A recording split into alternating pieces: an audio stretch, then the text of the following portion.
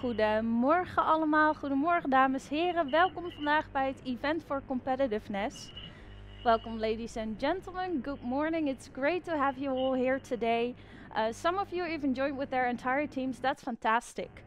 So as you may notice, we're already switching to English. We're doing that right away. And we're doing that because we have some international speakers today and also a mixed audience. My name is Elisa Smorenburg, and today I will guide you through the program. I will do that together with my co-hosts, Jeroen Verberk and Eric Franciscus, who you will see on the screen at this moment. I will further introduce them in a minute, because first I'd like to share some general notices. To start off, we'd like to thank you for all the many kind reactions we've received. We've gotten a lot of positive feedback in the past few weeks on the program that we've designed for you. And it is really nice to learn that the topics that we've chosen for you today are really a priority. So the topics itself are often experienced as rather difficult to implement, to make practical. And it can be a real challenge for the leaders in an organization to actually continuously improve competitiveness. So together with the partners today, we will try to share as much information as we can in this morning, in these few hours. And we will do that in a variety of ways. So we'll go from theoretical to philosophical to just plain practical. All flavors are there. So all of this will be done live. We are here in the studio today, and our speakers will join digitally throughout the morning. The entire event will be recorded, so you may find the videos in the upcoming weeks posted on our YouTube channel, so you can review everything at a later time if you'd like. And you can also use it for internal purposes, of course. Maybe review it with your colleagues. So you as a guest in the audience will, of course, not be recorded. The chats, however, they will be. So on the topic of chats, if you are viewing full screen right now, you won't see it. But if you exit the full screen, you'll see the chat box to the right side of your screen. Just enter your name and ask us any questions you'd like. So if you have questions, if you need some background information, or if you just like some additional information, maybe for after the event, please don't hesitate to put in your questions right there. We will answer everything. However, due to some limited time, we may not be able to answer everything right away or during the presentations. So if that's the case, we will get back to you as soon as we can, or in the upcoming days and weeks, and get in touch with you to give you the answers that you are searching for. So the questions you can ask in Dutch or in English, that's both fine. Please feel invited to join the conversation. I already heard that a lot of you are saying good morning to each other. That's fantastic to hear. So please keep it going. That's the spirit. So with me today is Jeroen Verberk, right next to me, and Eric Franciscus on the screen. Morning. Yeah, so Eric is with us online from Germany, and he is a specialist in leadership, personal development and executive coaching. Jeroen here with me, he is specialized in the development of mission, vision and strategy. So after each presentation, these two gentlemen will reflect with you on the topics as presented from a leadership perspective. So they'll be doing that with the central question to make these topics practical. What is necessary or needed or advised from a leadership perspective? So before we really start, Jeroen, we are doing this event because Patagonia is 20 years in the business of helping people, advising, helping companies, and we've chosen to celebrate it like this. Why like this? Yeah, thank you. Thank you very much, Elisa, for the introduction. Yes, indeed, dear viewers, we are in business now for 20 years in a consultancy and educational company. And what we basically did from the start of our journey is sharing information. sharing information is an important part of who we are and what we are and how we like to work with our clients. So in the past, that was not so common for a consultants company, but we discovered that sharing information is only the start of a journey. So we like to share a lot of information so that you can understand or can practice or can be guided by this information to use in your company. However, the issue is that only having knowledge is normally not enough to establish a transformation. If you want to grow your company, if you want to change your strategy, if you want to make more profit, if you want to make other targets that you have in mind, want to achieve over the coming years, then only having knowledge is not enough. Basically, after knowledge, it starts with doing, with using, with practicing. Whether that's quality management or lean manufacturing or leadership, you need to have the discipline to change your behavior, to change your processes, to be consistent in it. And that is basically the real journey that we are focused on. So sharing information is just a lot of fun for us. That's why we hope this morning that you get a lot of information. It's hardly possible in a few hours to share everything.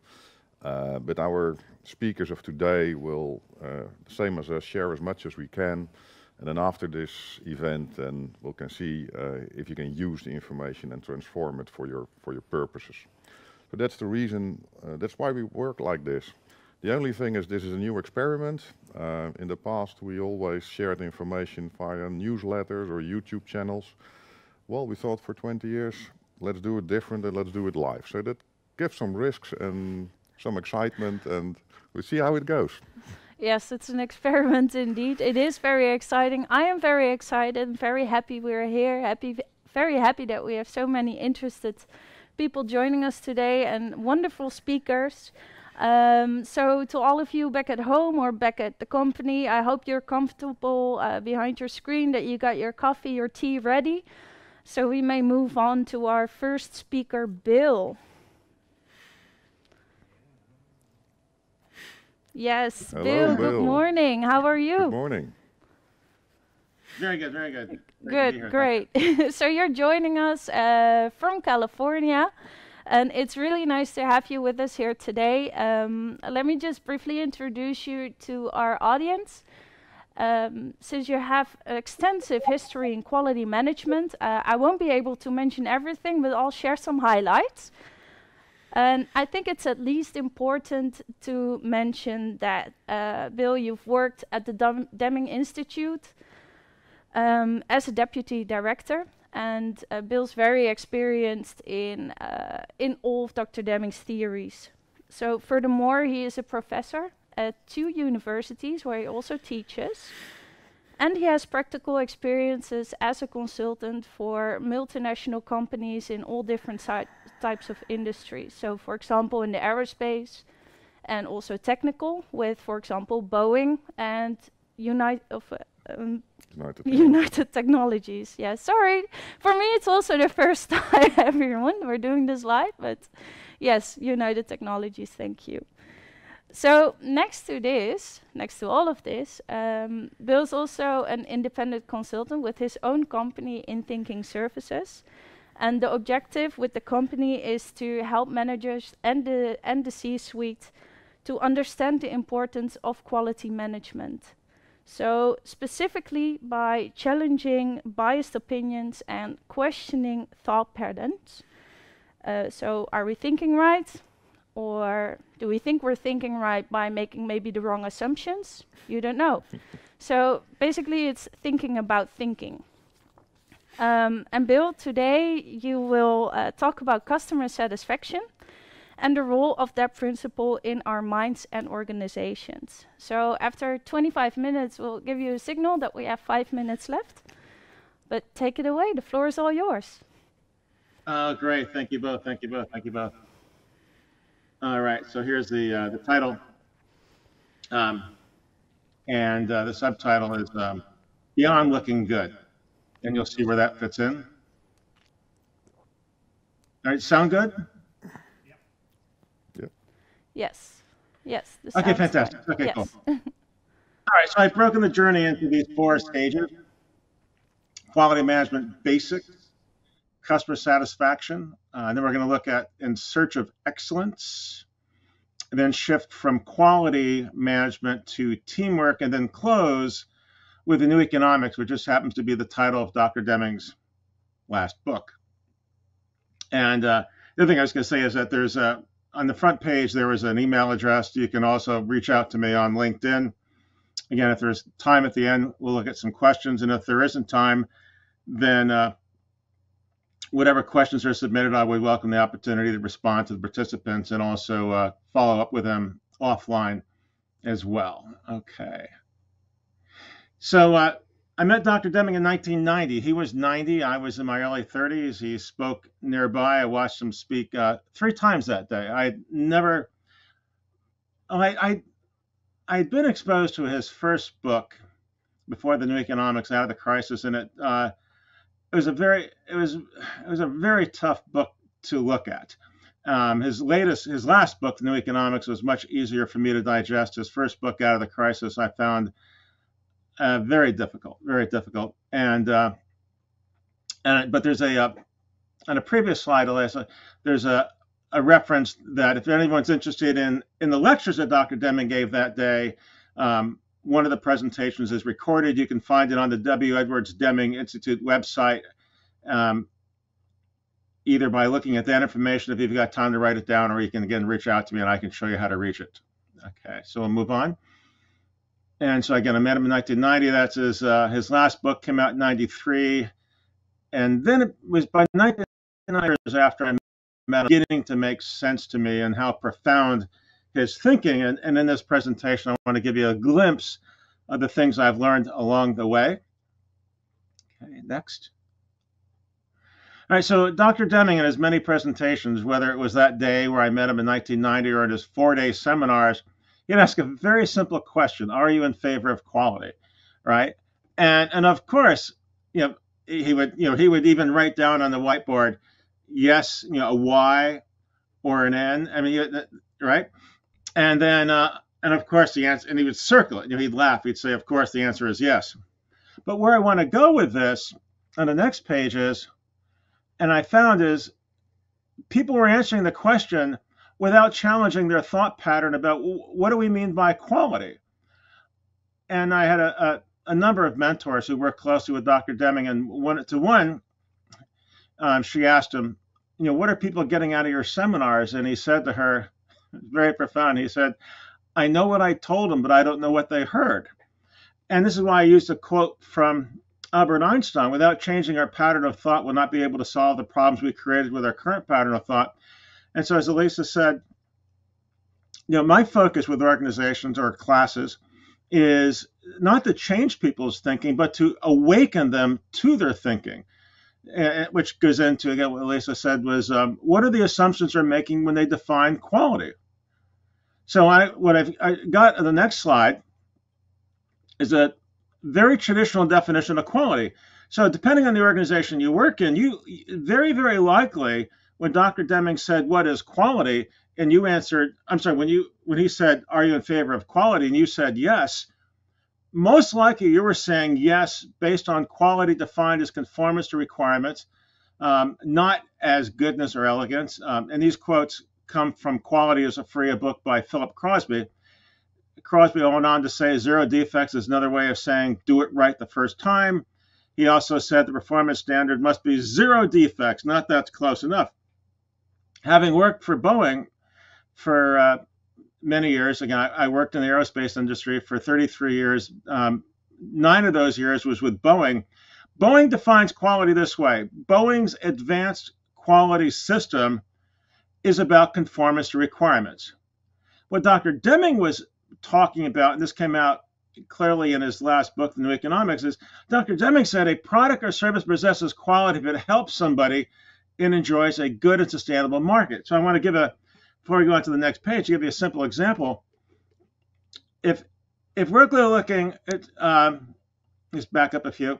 So if we look at the traditional definition of equality, is to look at a product, let's say it's a water bottle, and there's a bottle and a cap, and each of them can have a set of requirements. And if all the requirements are met, then we say the cap is good and the bottle is good. What Dr. Deming is talking about is not the Phil Crosby looking at conformance to requirements. What Dr. Deming's talking about is, does the cap serve the bottle? How well do they fit together? And I believe the reliability of a product made by Toyota, I'm a big fan of Toyota. All of our cars since 1990 are Toyotas. I buy Toyota because of their reliability. And I believe that something that they learned from Dr. Deming has gotten into the Toyota system, that they're paying attention to not the parts in isolation, but how well they come together, which then moves us on to this area of customer satisfaction. Okay. And I thought it'd be appropriate for those who have heard of the Rolling Stones, and hopefully most of you have, but one of their hit songs in the mid '60s was it was about satisfaction. I can't get no satisfaction. So where I want to go next, or the next page is, I've got a bumper sticker from a car here, and I found in a parking lot. And if you look at the next page, you'll see there's a circle around the bumper sticker. Honk if you like. I'm sorry, honk if you demand satisfaction. All right. So where I want to go is a very basic question on the next page. How important is customer satisfaction? And so designed in this presentation is one question, this question. And it's what I'd like you to do for the next minute is using the vote button under the chat box is answer the question. How important is customer satisfaction? And the rating scale is 1 is the minimum, 4 is the maximum. So how would you rate customer satisfaction on this scale of 1 to 4? And this is a question I've been asking for nearly 30 years now. And you'll see where I come from with this question. How important is customer satisfaction? I'll take a sip of coffee. Okay. Company, right? Yep. How are the responses coming in? They're coming. They're still in progress. So we have to deal with a tiny delay since we're also live. So we have to wait a few more seconds to get the results. So in the meantime, we can, I guess, maybe continue, Bill, so that we can share the results in a minute. Sure. Let's go right ahead. All right. So you mean that, Bill, for all the viewers, this is customer satisfaction for your own company, how you look at it from your own perspective, from your company, for your company. Mm-hmm. Mm-hmm. Yeah, it's not a complicated question. No. And you can even think about it for you as a consumer, how important is it for you to be satisfied? As a consumer as well, yes. Yeah, of course. Well, I'd like to be satisfied, otherwise it's a misbuy. Seems like a simple question. Right, so the results are coming in now. Oh, fantastic. Yes, so I see that someone actually voted 1. It's not important at all. That's interesting. So none of the persons, none of the viewers said 2. A few said 3, and the vast majority said 4. Very important, maximum importance. Yeah, that's my experience. If I've got an audience of several hundred people at an after dinner presentation and I ask this question, someone will say it's the most important reason for being in business. And when I ask the others what they think, and all the hands will go up. So it's what I find is, again, asking this question for some 30 years, people think customer satisfaction is very, very important. To which my response is, it's not unimportant, but I think it's highly overrated. And what I want to get into in the next slides is a clarification of that. Why do I think customer satisfaction is highly overrated? First, I want to say, when I worked for Boeing in the 90s, Boeing was looking ahead to 2016, because in 2016, Boeing became 100 years old. So when other companies focused on a vision for 2000, Boeing had a vision for 2016, and they had the core competencies you see here, as well as the values. And on the next slide, you can see that on the right-hand side, customer satisfaction was viewed as a very strong ingredient, as well as quality, integrity, people working together within Boeing. So there's no doubt organizations believe customer satisfaction is very important. And I'm not saying it's unimportant, I just think it's highly overrated. All right, next slide. So this photo was taken in 1999. On Christmas Day, actually Christmas Day 1998. And I asked people, can you identify the make and model of the minivan? And it's not uncommon, people will say Chrysler, an American company. I say, no, that's actually a Toyota Sienna, the first model year. And so what I ask people is, what causes a consumer, such as my wife and I, to be extremely disappointed by a product or a service? And people will say it fails.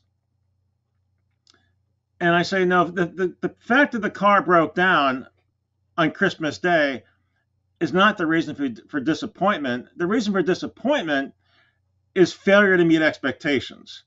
So we're buying a Toyota, we're buying a very expensive minivan, the first model year of the Sienna.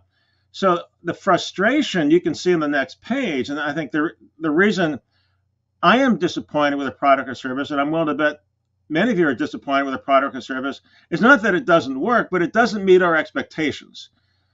So I have an expectation of the transmission being far more than 10,000 miles. So I just want to show on this slide is that I'm expecting that transmission for a Toyota to be several 100,000 miles in the transmission. And what we got out of this transmission was 10,000 miles. The fact that, again, broke down on Christmas morning on our way out of town to visit with friends, that made it worse. But the fact that we didn't get 100,000 miles, the fact that we got less than the expectation, that's what causes disappointment. So then with this model, where I want to go next is, if disappointment is failure to meet expectations, then what do we call it when our expectations are met? And time and again, when I ask this question, again for 30 years, if I ask people, what do you call it when your expectations are met? What do they say? They say satisfied. And you can look it up in our dictionary, and satisfaction is expectations are met. Okay, so if the car lasted 100,000 miles and that was our expectation, then I'd be satisfied. This begs the question, what is it called when our expectations are exceeded, right? So what happens when we're in the yellow, way above expectations? What do we call that? That is not satisfaction. Satisfaction is our expectations are met. A very traditional word I find in the United States is when our expectations are exceeded, that term is delight. That's like, wow, we've gone above and beyond. So now with this model, what I then point out to people is, I'll ask them, who do you tell when you're delighted by a product or service? Again, because I look at delight as not merely meeting requirements, and I look at the value as an economic concept, that delight is like getting far more than you expect for your money. Satisfaction is getting exactly what you expect for your money. And disappointment is feeling cheated.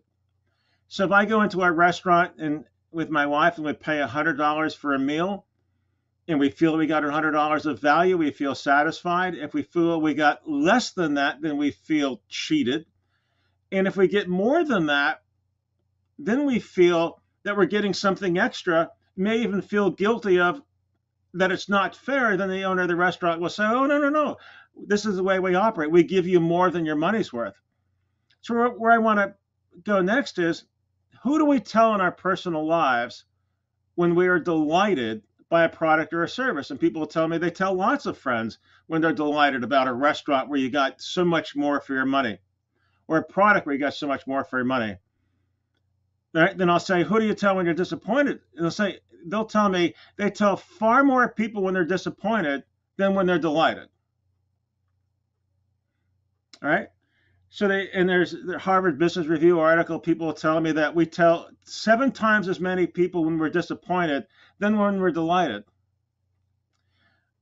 But the punchline where I'm going with this is, when I'm doing a presentation after dinner and I can look around in the audience, what I like to do is I think back to the person who originally tells me satisfaction is the #1 reason for being in business. And I point to that person and I say, who do you tell in your personal life when you're satisfied? So you tell people when you're delighted, you tell people when you're disappointed. So who do you tell when you're satisfied? You know what they say? Nobody. And that's why I think it's highly overrated, because if you're not raving, if people aren't raving about your service when you're satisfied, then it's highly overrated. Not unimportant. It's not the same as delight, but it's not the same as disappointment. So where I want to go next is some more about satisfaction, and this comes from Steve Jobs. All right, then we'll look at what Dr. Deming said. Steve Jobs said, relative to customers' expectations, he said, this is what customers pay us for, to sweat all these details. It's easy and pleasant for them to use our computers.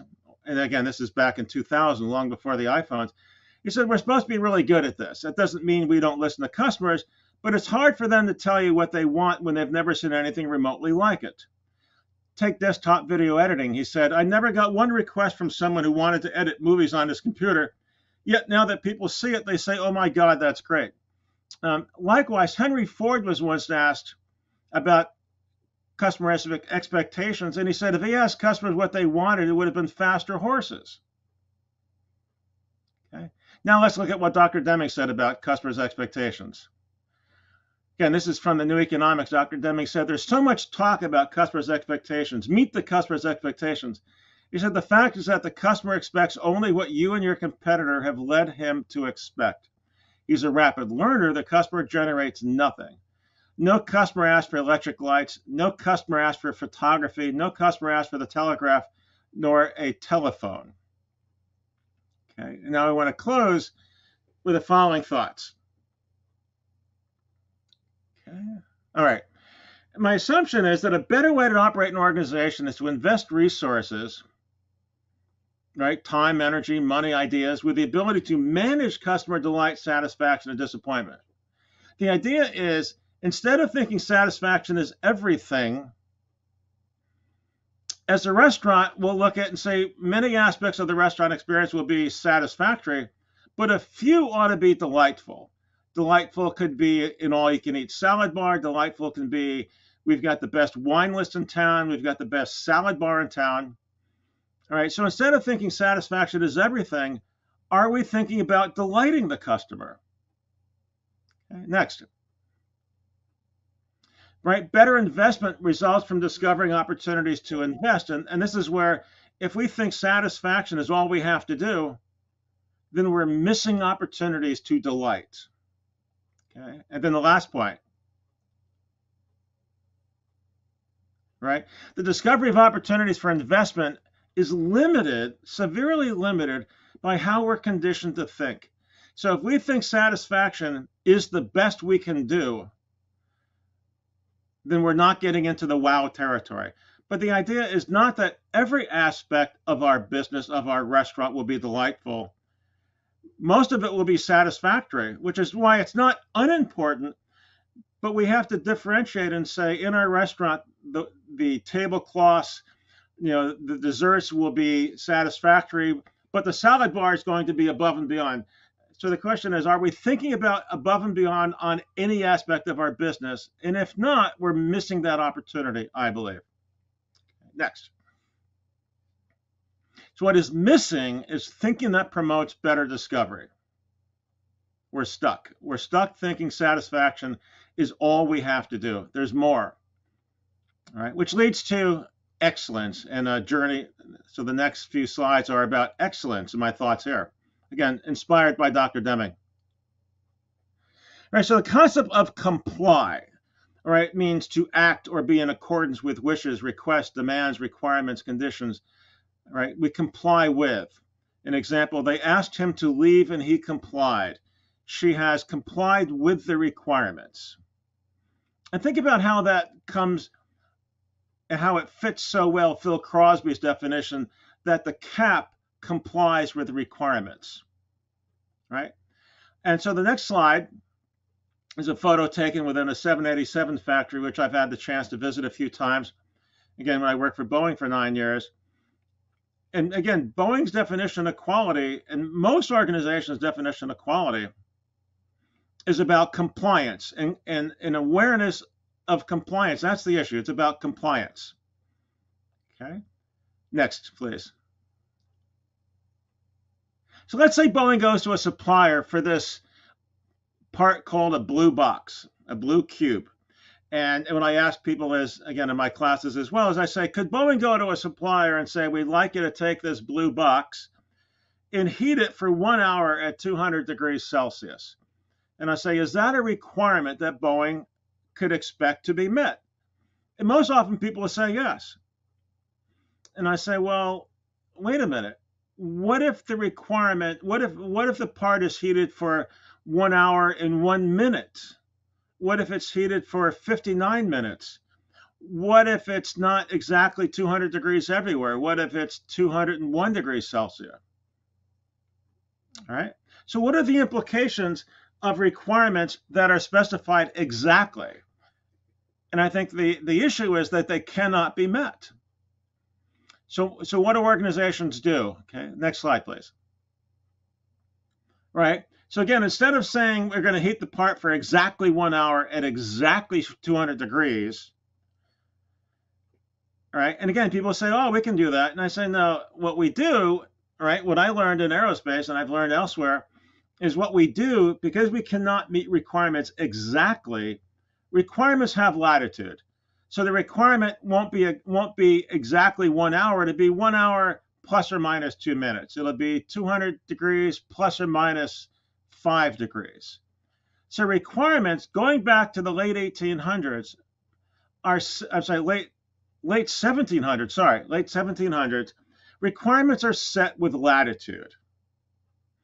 And that latitude shown in red on the next slide is often referred to as a tolerance or a tolerance range. And if we look at a timeline or a temperature line, right, what we're saying is requirements, requirements are set with not one line, be exact, but we acknowledge that there's going to be variation. So we put in place 2 lines. And if we are within those lines, we end up with what I refer to as compliance excellence, a focus on meeting those lines. Okay, next slide, please. All right, so you can see what I've done here is that center line, the center line goes away, and what people are focusing on is I want to be within those lines. I want to be within those lines. And that leads to a story about bowling as a family. And we're going to come back to that manufacturing example. And so here are some people bowling. And on the next page, I've got a photo of my wife's bowling ball, and she carries it around with her shoes in a bowling bag. That's what's there in black. So we went bowling as a family a number of years ago when our kids were in school, and we would go out bowling with other families. Okay. And one night after going bowling, I walked down the hallway and, okay, next slide. All right. So one night after going bowling, I walked down the hallway, and at the entrance to the master bedroom is my wife's bowling bag. So again, in that bag, as I showed you, are her bowling shoes and the bowling ball. And I walked down the hallway, and there it is, right in the entrance to the doorway, which I thought was a strange place for the bowling ball to be located. So I asked my wife, why is it here? And she said, you know, go ask our son. So I asked our son, who at the time was about 12 or 13 years old, and I said, why is the bowling ball here? And he said, and I quote, he said, Mom said, put it in the bedroom. Okay, so let's go to the next slide. So in the world of compliance excellence, he met requirements. All right. So part of what's missing in compliance excellence is compliance excellence means the requirements have been met. Right? The requirements can be met very minimally, but it's still good. Right? So if you define quality as conformance to requirements, then that job was done. Right? And on the next slide, right, that's a defect-free task. So if you were to give that job to someone in a work environment and they barely meet requirements, the quality standard of 0 defects says that the job was completed. The requirements have been met. And that's how most organizations practice quality management. That compliance excellence is about meeting requirements. It's like asking, does the car have petrol? And it can have a quarter of a tank, but the answer is still yes. All right. So as long as we practice quality management in this manner, we have to be open to requirements being minimally met. All right, next, please. So if the part is heated and it's less than 1 hour, less than that range, plus or minus 2 minutes, then that would be defective. If on temperature we're higher than the 205, that would be defective. On the next slide, right, I show if we're a little bit too high on, if we're a little bit too high, basically I'm showing is if you're outside of these ranges, that's the defect. If you're inside, that's good. So the role of compliance excellence is to be anywhere within those lines. And what I believe is, I believe Toyota's approach to quality is more than that. I don't believe you can explain the reliability of a Toyota product other than that failed transmission on Christmas morning. In general, the reliability of our Toyota products is remarkable. And I use that slide as an example that they do have problems. I think most often they do really well. But I don't believe Toyota's quality system and the reliability of their products can be explained by compliance excellence. But this is what compliance excellence is about, is meeting requirements anyhow, anyway. I think they're doing something more than that. Next slide, please. So I want to talk about context. Context is the part of a text or a statement that surrounds a particular word or passage and determines its meaning. Context is also the circumstances in which an event occurs, a setting. From the Latin contextus, which is about joining together. I believe teamwork, as in working together, as in joining together, is primarily about understanding contextual excellence. And I will explain to you what I mean by contextual excellence. Next, please. All right. So a question I've asked around the world and seems to translate very well is, what do you call a person who graduated? Yes. Bill, this is also your in-between 5-minute notification, okay? So just that you're aware of the time, we have 5 minutes left. Fantastic. Yes? Okay. Talking about specifications. All right, so what do you call the person that graduates last in his or her class in medical school? Standard answer is doctor. Next page. All right, what do the first and the last in class doctor have in common? They both comply. Whether the first and the last are both within requirements. They're both good. Okay, what's missing is when and where do the differences between the first and the last doctor in class appear? So if we look at the two doctors that meet requirements, first in class, last in class, from a compliance excellence perspective, they're the same. From a contextual compliance excellence issue, how they fit into the medical system is different. All right, so next page, please. All right, so if we look at doctors in the lower left, how they fit into the medical system, when you look at it as a system, is essential. Looking at them in isolation makes no sense at all. Quality management within Boeing and most organizations is about looking at the parts in isolation. I don't believe that's what Toyota does. I believe Toyota looks at how the parts of their cars come together as a system, right? Which is like I'm showing here for a healthcare system. Next, please. And let's go to the next slide. They are not looked at in isolation. And so a 787 is 2.3 million parts, but the parts don't fly separately, they fly together. All right, next please. Again, the parts are part of a system. So now I want to transition to teamwork and then close. So I think it would be fun if Dr. Deming asked, are you in favor of teamwork? And I think the answer would be yes. Next, please. Dr. Deming said it would be better if everyone worked together for the improvement of the system. All right, and so what I've got next is photos I took after 9/11 around where I lived of examples of teamwork. All right, and the photo on the right is a bunch of birds flying together. And so what I want to leave you with is thoughts on what does it mean to work together, learn together, live together, right? And I believe it's about relationships, which gets us back to contextual excellence. Next, please. And let's go one more. So again, it's about understanding things collectively, continuously, how they fit together. That's contextual excellence. Next, please. All right, great things are done by a series of small things brought how? Together. Okay, next, please. Okay, and this is a story about a Toyota pickup truck that Ford bought back in the late 1960s. And at that point within Ford, the Ford assembly team could not put a car together without banging the parts together. And I say, well, if you get a bunch of parts that barely meet requirements, which is compliance excellence, then putting them together becomes a challenge. And at this Ford plant, they bought a Toyota pickup truck in 1969. It was a brand new product in the United States, took it apart and put it together, and it assembled without any mallets.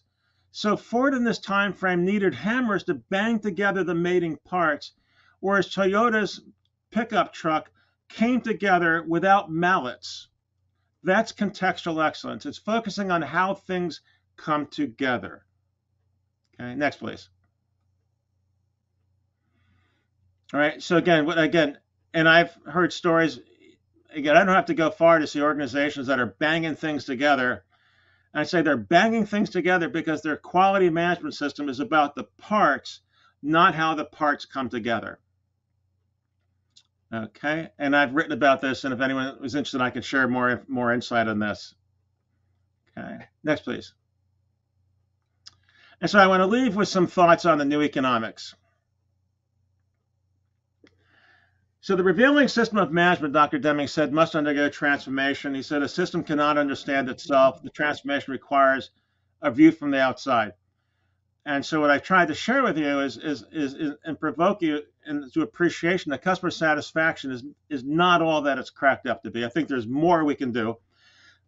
Likewise, I think focusing on quality as defined by meeting requirements has a place, but there's more we can do. We can focus on how things come together and realize that things could slide together much more readily than they are.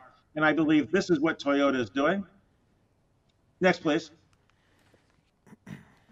The first step, Dr. Deming said, is transformation of the individual. The individual transformed perceives new meaning to events, to numbers, to interactions between people. And I think we're almost done. So imagine the possibilities when operating in a Deming environment. Next. If organizations could develop a broader appreciation of what it means to learn together and connect together. Imagine if organizations could have a deeper appreciation of what it means to work together, learn together, and think together. That's the focus of my work, and I'm hoping that this presentation is inspired you to realize there's more that we can do in quality management when we think beyond the parts and how they come together as a system. Yes, Excellent. Bill, thank you very much. That was an amazing presentation. It's really great to see and hear about the satisfaction and the delight and just like the other way to think about it. And I think it was really inspiring. Also, everything you taught us today about requirements, meeting requirements, and that's not all there is. And Yes. I'm sure that the audience feels the same way. It's an inspiring story, and I'd like to thank you very much. Also for the documentation that you've prepared to our viewers, you'll receive a copy afterwards. Bill has prepared some additional documentation for you, so thank you for that. And yes, I think it's pretty late right now in California, so you are welcome to stay on and watch the Oh, I'm other gonna say, speakers. But also feel free to exit at any time you'd like, okay? absolutely. Thank you for the opportunity, and I hope it was inspiring. It was Thank amazing. you very Thank you much, very Will. much. Right, thank you. Yes, all Well, right. what a lecture. Yes. So parts don't fly individually, they fly together. That's interesting to learn for our next flight. Yeah, I think that's definitely one to remember. The parts need to fly together. That's a great sentence just to take from this entire presentation, but also everything. Basically, it was very nice, very nice presentation. So right now, like we only have a few minutes left for you and Eric to discuss this topic from the perspective of leadership. So Eric, let me just ask you a question. So what do you think is the role of leadership to make everyone within an organization aware of those customer needs? Or maybe even how to get to delight, as Bill mentioned. It's an excellent question. I love the idea that parts need to just fit together rather than needing hammers to get them together. And I see that a lot, that people trying to hammer their organization into shape rather than looking at how they can fit together. For me, customer quality or customer focus is a leadership issue. And in order to get quality, we need to inspire our workforce. What I see is that, and that is in many issue areas, is that people often have a theory, like I come in a company and there's a mission vision hanging behind the CEO, and I'm going to ask him what it is, he needs to turn around and read it. That means he's not living it. So customer focus and quality focus is really about leadership, and that needs to start with at the top, and then the top needs to train the people underneath it. And we need that 360-degree feedback, because I've been in companies where the CEO needs to sign off the buying of work and work gloves, and that means that your company isn't having the right systems in place. So my motto is in building these kind of systems, see if you can borrow, steal, or buy it. So ask other executives how they work with this kind of stuff, and then you know the principles. But as I see so often with these systems, I work with personality systems, like the ARP. There's a little article on your website about that. With MBTI, yes, there is a theory, but you need to always apply it individually. So then the purpose of the leadership is to get the system somewhere, invent it yourself, get it from somebody else. And I always like to get it from somebody else. That's easier than inventing it myself. I don't build my own computers. I buy those. I have a choice which one I buy, but then I learn how to use it. So the leadership needs to get that between the ears and then adjust the system. And I like to involve the people in adjusting it. Okay, we had a steel company once as a client, and we realized very quickly that between the floor and the management was such a gap that we sent all the managers 1 week on the production floor. And you have no idea how that improved the communication between the two, because the managers all of a sudden understood the challenges, the real challenges people had in putting two pieces of steel together with a welding gun. So that is incredibly important in my mind. So that for me, you have to develop the skill set as a leader. You have to have it. Yes, you can hire some experts, but it needs to be part of your focus of where you have your attention and not think that you have more important things to do. Because we talk about entropy in organizations. Entropy comes out of engineering. It is, if you put a liter of petrol in your car, you don't get a liter of motion. You get some motion, you get some heat, and you get some pollution. And that's entropy. It's lost. And we need to reduce the entropy. And in order to reduce the entropy, a manager or a leader needs to have an understanding of what happens in the company and then being able to transfer that. He doesn't need to know how to weld, but he needs to understand the challenges. Yes, thank you. I think that's a very nice and clear, elaborate explanation on how to work with that and how to implement like conforming to customer needs and maybe even working towards the customer delight. If we take it back to Bill, that it needs to be done top down, but you have to be able to understand each other. Correct. Yeah. Correct. So that actually brings me to a nice question for you, Jeroen. Since top down, Eric already mentioned it, mission, vision. So you have customer requirements. You have something that's maybe being built or delivered to customers. You have to implement it in your mission and vision. Now, environments and stakeholder requirements are ever changing in this fast-paced world. So how do you develop a mission and a vision that you don't have to change continuously? Yeah, that's a good question. We encounter many times that when Eric, you mentioned it already, that there's behind the CEO some kind of mission statement or strategy, however you call it, and that reads like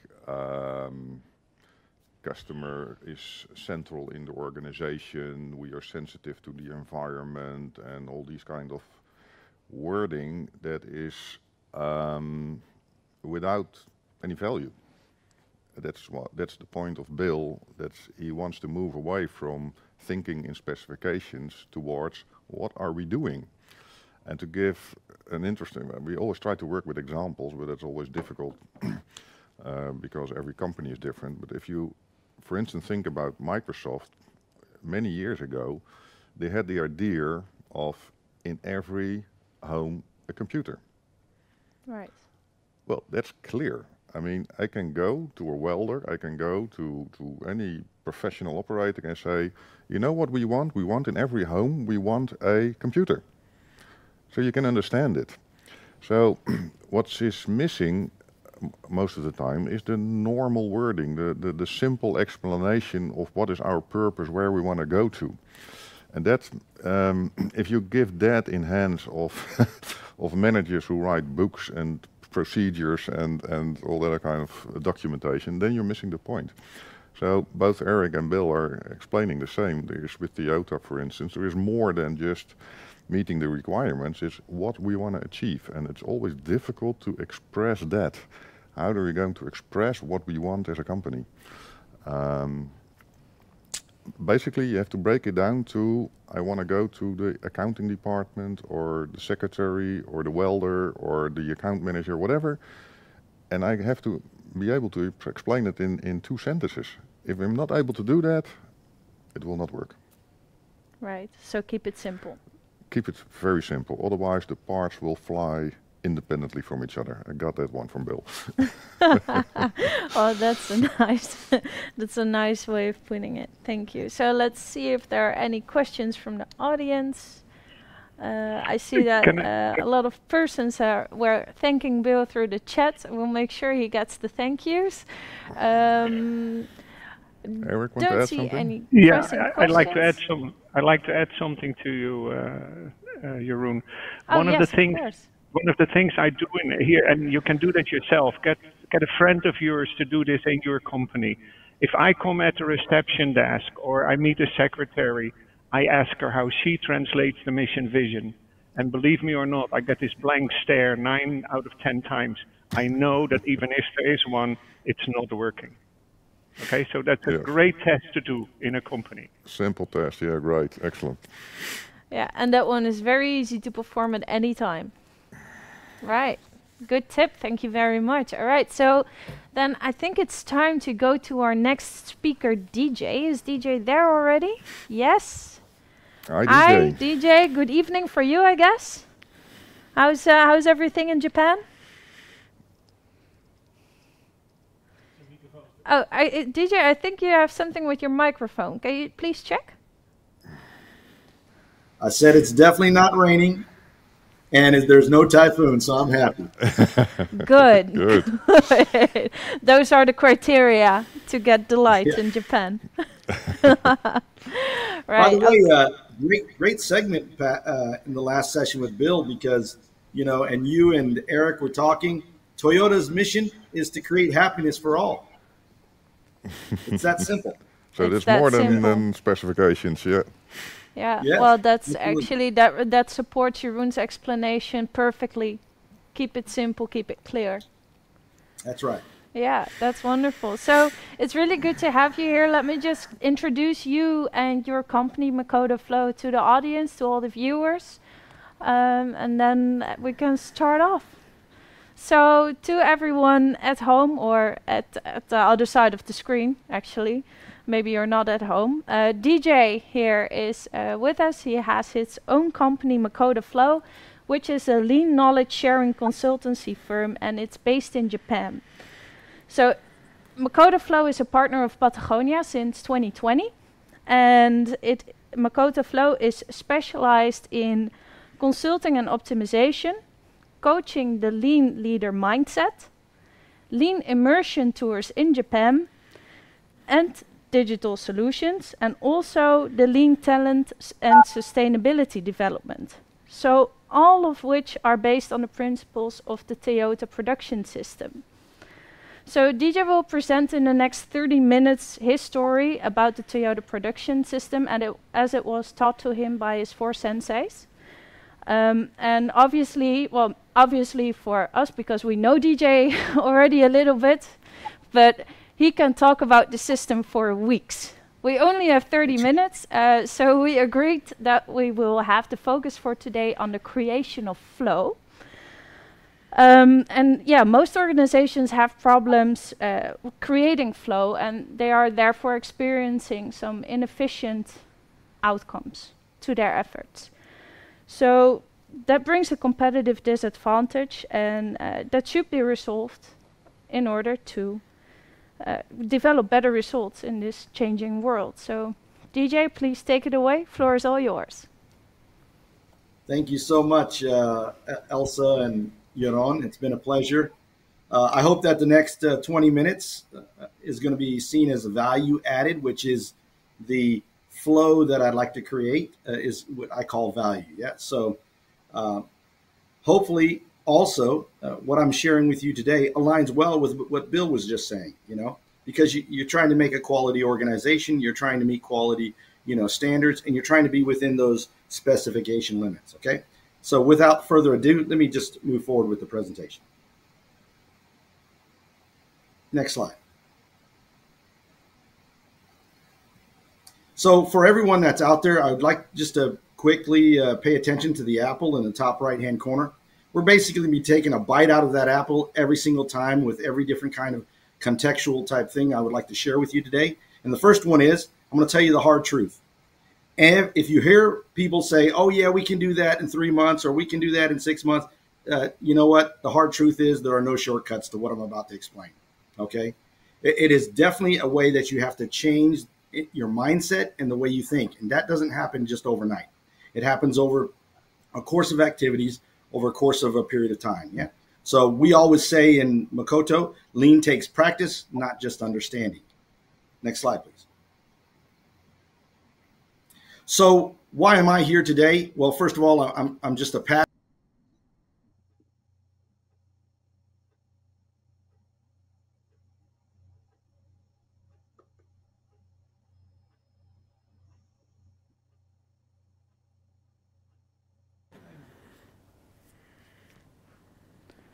All right.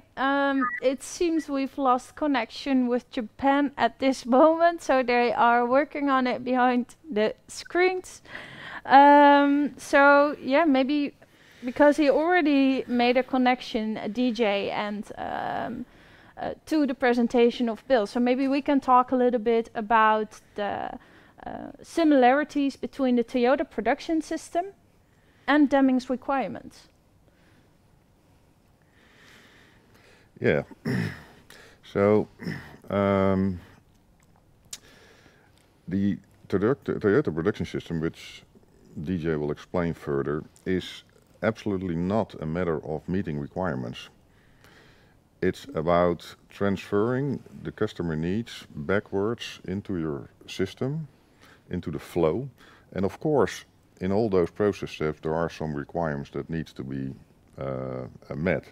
But that is secondary. First, you start with the customer journey, the customer demands, and then you translate them backwards. What we often see is the other way around. That you start with thinking about, all right, what part do I need to make?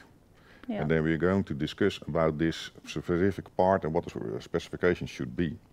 And then the next one, and the next one, and you get a process, and then finally you get a product that hopefully works and hopefully fits the customer's needs in the end. Yes. Whereas Deming said already from the beginning, just like the Toyota production system, turn it around. Start with the customer and start especially with what Jeroen called the fitness for use. And that's actually a very nice expression. So for what purpose does the customer, for what purpose is the customer using the product? So like in the example of Bill with his cars, his purpose was to go to a family dinner. It's not about driving X miles, it's about arriving with their with the customer, with their family. Yes. So that's the connection between the Toyota production system and what Deming also explained. And I just learned that the connection is back again. Is that correct? Yes. Yes. Yeah. Hello, DJ. Good to have you back. Hey, if it's going to happen, it's going to happen, guaranteed, right? No worries. Please continue. Okay. Yeah. If you could put, yeah. Let me just quickly go back and just share why I'm here and the value that I think I should be able to create for you today. I too experienced the Deming way in 1986, 85, 86 timeframe. I went through what is called the total quality management workshops that Dr. Deming was putting on in San Diego, California. And I did that over about a 1.5 year time period. And several of those were actually done in person by Dr. Deming, especially the statistical process control piece. So that is something that I hold dear to my heart. I learned a lot of great things from him. But beyond that, I've also had 3 other Japanese senseis that are still today very profound in my upbringing. Obviously, Isayo Kata-san was the first Japanese that engaged me and allowed to, inspire me in putting standardized work into place and also in learning and teaching other people. I hope that you can hear me because I can't hear myself right now. I'm not doing anything. I'm just using the platform. I'm going to continue. Masaki Mai, after that, came in through the merger of Gemba Research, a consultant. I was a partner and a consultant in, and we merged with Kaizen Institute. And I got to meet Masaki Mai, spend a lot of time with him over the 2.5 years here in Japan. And he really inspired me on how to go to Gemba, how to get the inspiration of Gemba Kaizen working. And last but not least, about 2 or 3 years ago, I picked up a junior a person younger than I am, but also has very profound experiences in changing factories here in Japan. And his name is Mr. Miura-san, right? So Toshihiko Miura, right? So these are the people that have embedded me. And now I'd like to share that information with the world. Next slide, please. So the concept of flow. I think what I'd like to do is take a bite out of the apple. Next slide, please. I want us to agree that the core piece to the system is understanding it's a philosophy, right? And just like the Deming model, which is the system of profound knowledge, Toyota was embedded with that same kind of knowledge. And they created their 4 circles, which is 3 of them, all 4 of them have their uniquenesses to them, but it creates what is called a system. The same thing Dr. Deming really espoused, right? So that system, whether it be a production or whether it be with quality or whether it be with equipment or machines or whether it be with people, all has to do with standardizing the work, helping people visualize problems, and then allowing them to go out there and solve and improve those problems. Yeah. Next slide, please. So I've traveled the world, and obviously online you can find a whole bunch of different types of houses of lean or houses of Toyota.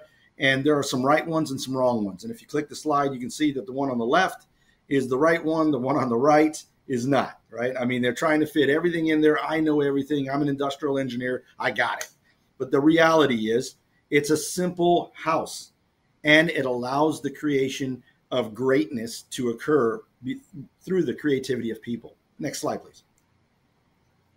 So when Isao Katasan was really engaging my mind in the Toyota production system back in the late 90s, I started to understand that there were basically three frameworks to the house itself.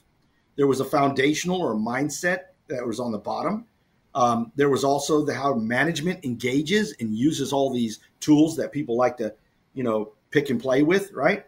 And then there's also this strategy that they have for the organization. So I want to talk basically why the house was shown to me in this manner. So all the way at the bottom, you see these boulders, right? There's basically four kind of boulders. There's first, you got to have good 3S. Second, you've got to follow some basic, simple rules. Third, you got to be able to do 3S, right? And then fourth, you just got to be able to go see. You got to be able to go to the Gemba the right way, engage them the right way. Now, these boulders in Japan are emblematic because here we have lots of earthquakes. We have lots of typhoons. We just got through one, right? And the ground is very saturated and the soil is not so strong. So when you build a house, you have to put boulders in the ground to build a good solid foundation. And from there, you can build whatever you would like, a temple, a shrine, a house for living, whatever it might be. In this particular case, the TPS house, right? And so that's a bottom-up approach. You get everyone involved, you go to the Gemba the right way, you make some simple rules, and you apply 3S, right? So sort, straighten, and shine, right? Or sweep, whatever you'd like to call it.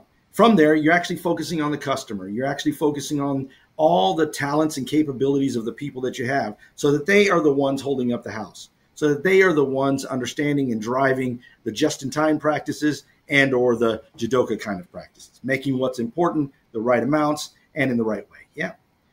Before you actually then get to the strategic perspective. Now, at the strategic perspective, the organization says we want to be this. For example, we want to create happiness for everyone, and that's the mission, right, for all. But they also have a vision, and they have a vision that's not, next year or next 3 years, but in their business, they're looking 100 years out, yeah? So they have a vision to be able to engage all of the communities, to create value, and to implement the Toyota way globally, yeah? So that's sort of what their vision is. But all of that has to break down into some tactical things. What are we going to achieve this year? 3% reduction in costs. Might be, supply chain improvements of 10%. They know exactly what they're shooting for. And that's that top-down kind of strategy that they're trying to deploy with the engaging Kaizen from the bottom up. Next slide, please.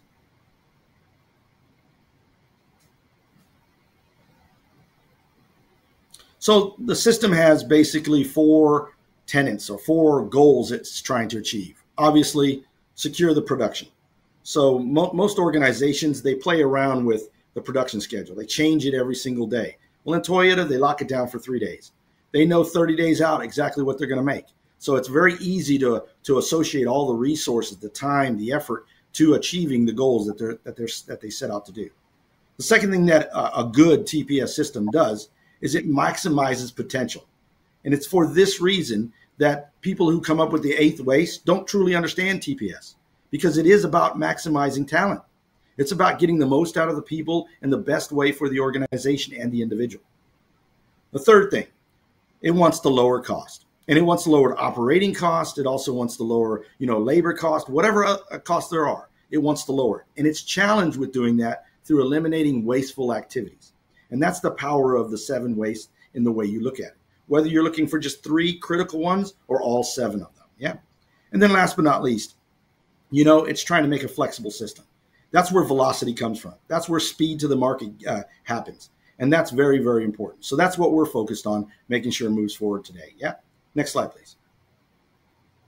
So when they have those 4 goals, they're always looking at time. And you'll notice in here, I'm talking whether you're looking at a process, you're looking at a machine, or you're looking at multiple processes, a value stream, or the entire door-to-door operations of a plant or the supply chain.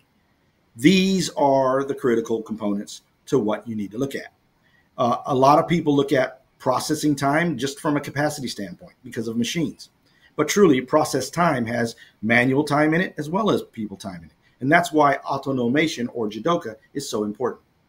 The other thing that they look at in time is, you know, the actual cycle of doing one activity over and over again, whether it be putting on 4 wheels or whether it be, you know, painting the building, whatever that cycle is, they look at how long it takes to do that cycle and what they can do in between those cycles. Yeah.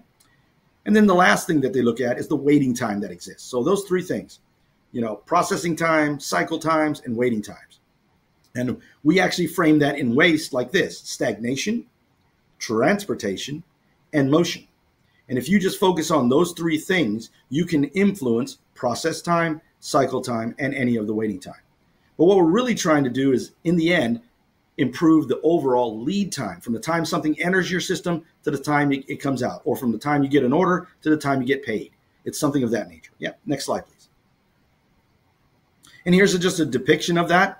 If I were to go into a manufacturing environment or hospital, it doesn't matter. I would still take the same approach, look at it from end to end, see what kinds of activities I could do from a value stream perspective, see what kind of waste I could eliminate, see what kind of activities in the transactional world I can eliminate in order to reduce the overall lead time by somewhere between 50 and 60%. Next slide, please. So taking another bite out of this apple, going on to what we're talking about, having the correct mindset. Now you'll notice that the criteria Bill was talking about was, hey, I got it through the door, the bowling ball on the floor, right? Got it through the door. It met the criteria. Well, this kind of mindset that we're really talking about is how to make our lives easier, safer, better while we're at work. And let's use our creativity in doing that. So that's why they always teach people at Toyota to come to work and think. Yeah, challenge them to think. Next slide, please. Now, how they do that is through the structure that they deploy. Now, unfortunately, this is not very clear on my end. I don't know why, but hopefully you can see it. This is sort of the pillar that I use from Isao Kata-san as he described to me the entire Toyota production system. He says there's a philosophy behind every principle, and every principle has a method or a technique that you need to deploy. And there's a lot of people that go straight into saying, let's do a pull system, you know? And the reality is your system should always be challenged with first trying to meet demand through tact. And that's standard work, that's visualization, that's all those things that are listed there, yeah? And then if you can't meet it through tact, understanding what that demand is through tact, you move on to the second one, which they start talking about flowing. So how can we get things to flow? And if you get things to flow a little bit better, usually you can meet demand. But let's say you're challenged with some of those demand elements.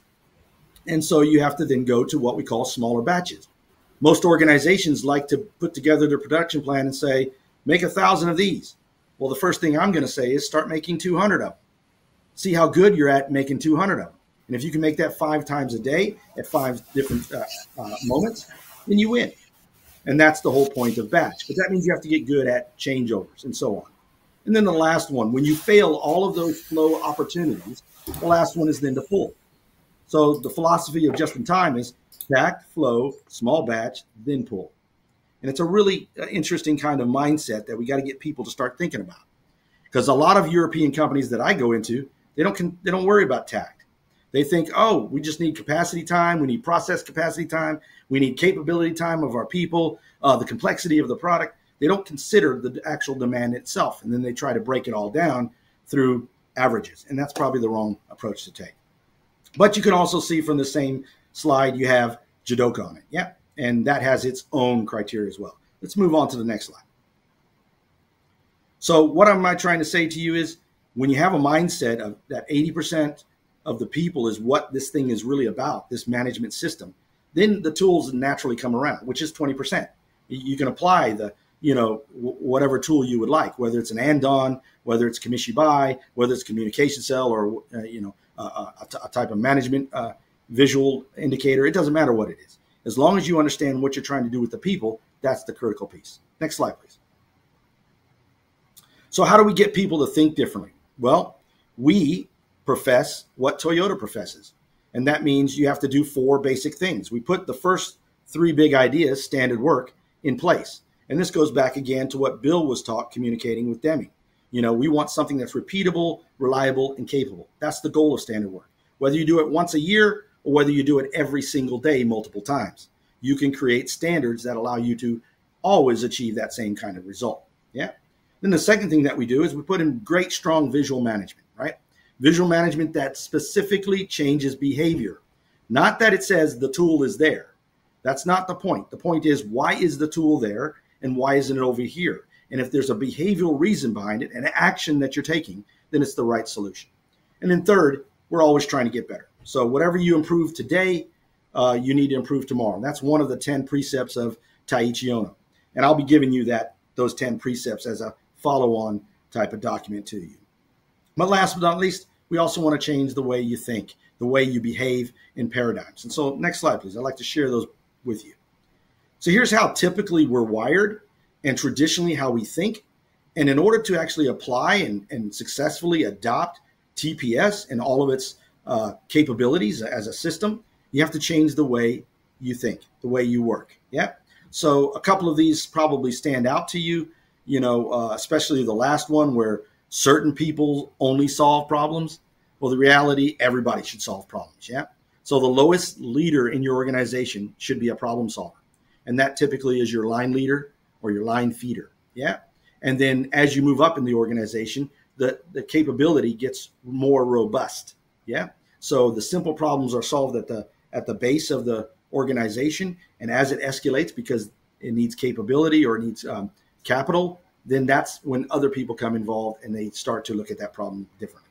But you can see go to the Gemba is very important so that you actually understand. Let's not talk on cameras. Let's not talk in classrooms. Let's not talk in meeting rooms. Let's go to the Gemba and see it. And that's why when I'm training leaders of organizations, at least minimum once a day, the management team, somebody has to be on the shop floor. Has to, just a bare minimum. And usually once a week, the management team is having their meeting on the shop floor so everybody can see it. So that's just some of the things on how we need to rechange the way we think. Next slide, please. So this is our system of how we actually deploy standard work in the business. Obviously, you can see all the tools on the right-hand side, but I want to say something very specific about this. In process, I've seen over the years, people say, you know what, I'm not going to do a process map. I'm not going to do a value stream map. I'm not going to do that strategic kind of mapping process that I need to do. I'll just do a spaghetti diagram. Well, a spaghetti diagram is a fast way, a quick fix of seeing something. And that's why it's not incorporated at the process level. It's incorporated at the balance level. It's supposed to be, where do I need to balance? So I do a quick spaghetti diagram to help me to find out what I can eliminate from wasteful activities.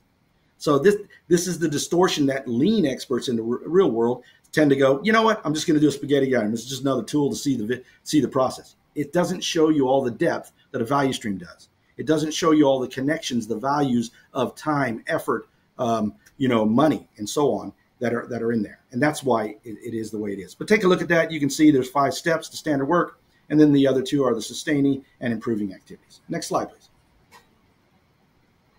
So I just want to share 2 slides with some examples of standardization in offices, whether it be in cabinets, and you're using a Kanban card, which is just a tool. But the behavior is when I get to that card, I take it out and I put it in a box. That's the behavior we want. Why? Because we want this kind of systematic process to occur. Same thing with the binders that you see there, color coded with lines going up and down. So if you take it out, the behavior is please put it back in the right place. And the moment that you put it back into place and it's not there, then you know to fix it. And that's the behavior we want. Obviously, you can see standardization in processes as well as standardization in flows here. Next slide, please.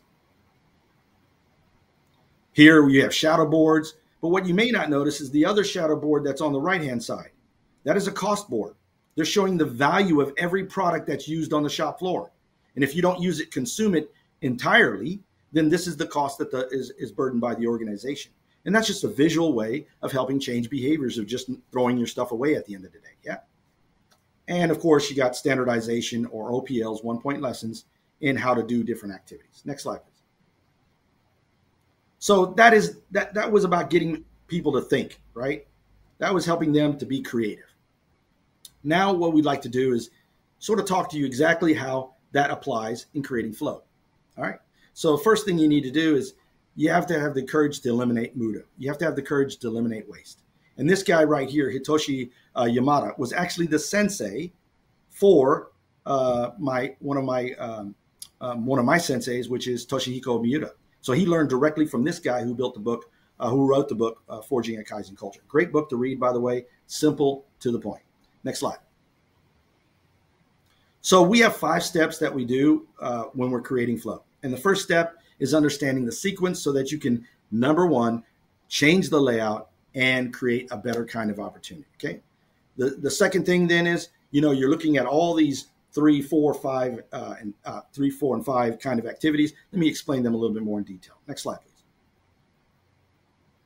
So we start with stability, right? So once we get stability, then we go into the center there. We say, let's standardize this environment. But in order to standardize that, we should follow that 5 and 7-step model that we referenced earlier. We follow exactly the process, takt time, balancing, then going into sequence, then going into layout, right? And then creating that standard work. Now, standard work is a playbook. You need to realize that. It's a playbook for every situation. So in Toyota, when they have so many vehicles to be made, the playbook changes. When it's less vehicles, the playbook changes. And that's what standard work allows in that flexibility and velocity to get to the end in mind of the customer. Then the second thing is you work towards the border of the line. Yeah, you're trying to improve that border of the line activity. Then you start looking at how you can incorporate all of that into a system and, continue on through what we call, low-cost automation. I truly wish I could read this slide, but I can't. So I do know what it means. I do know what the blocks are, but I just can't read the slide at the moment. Next slide, please.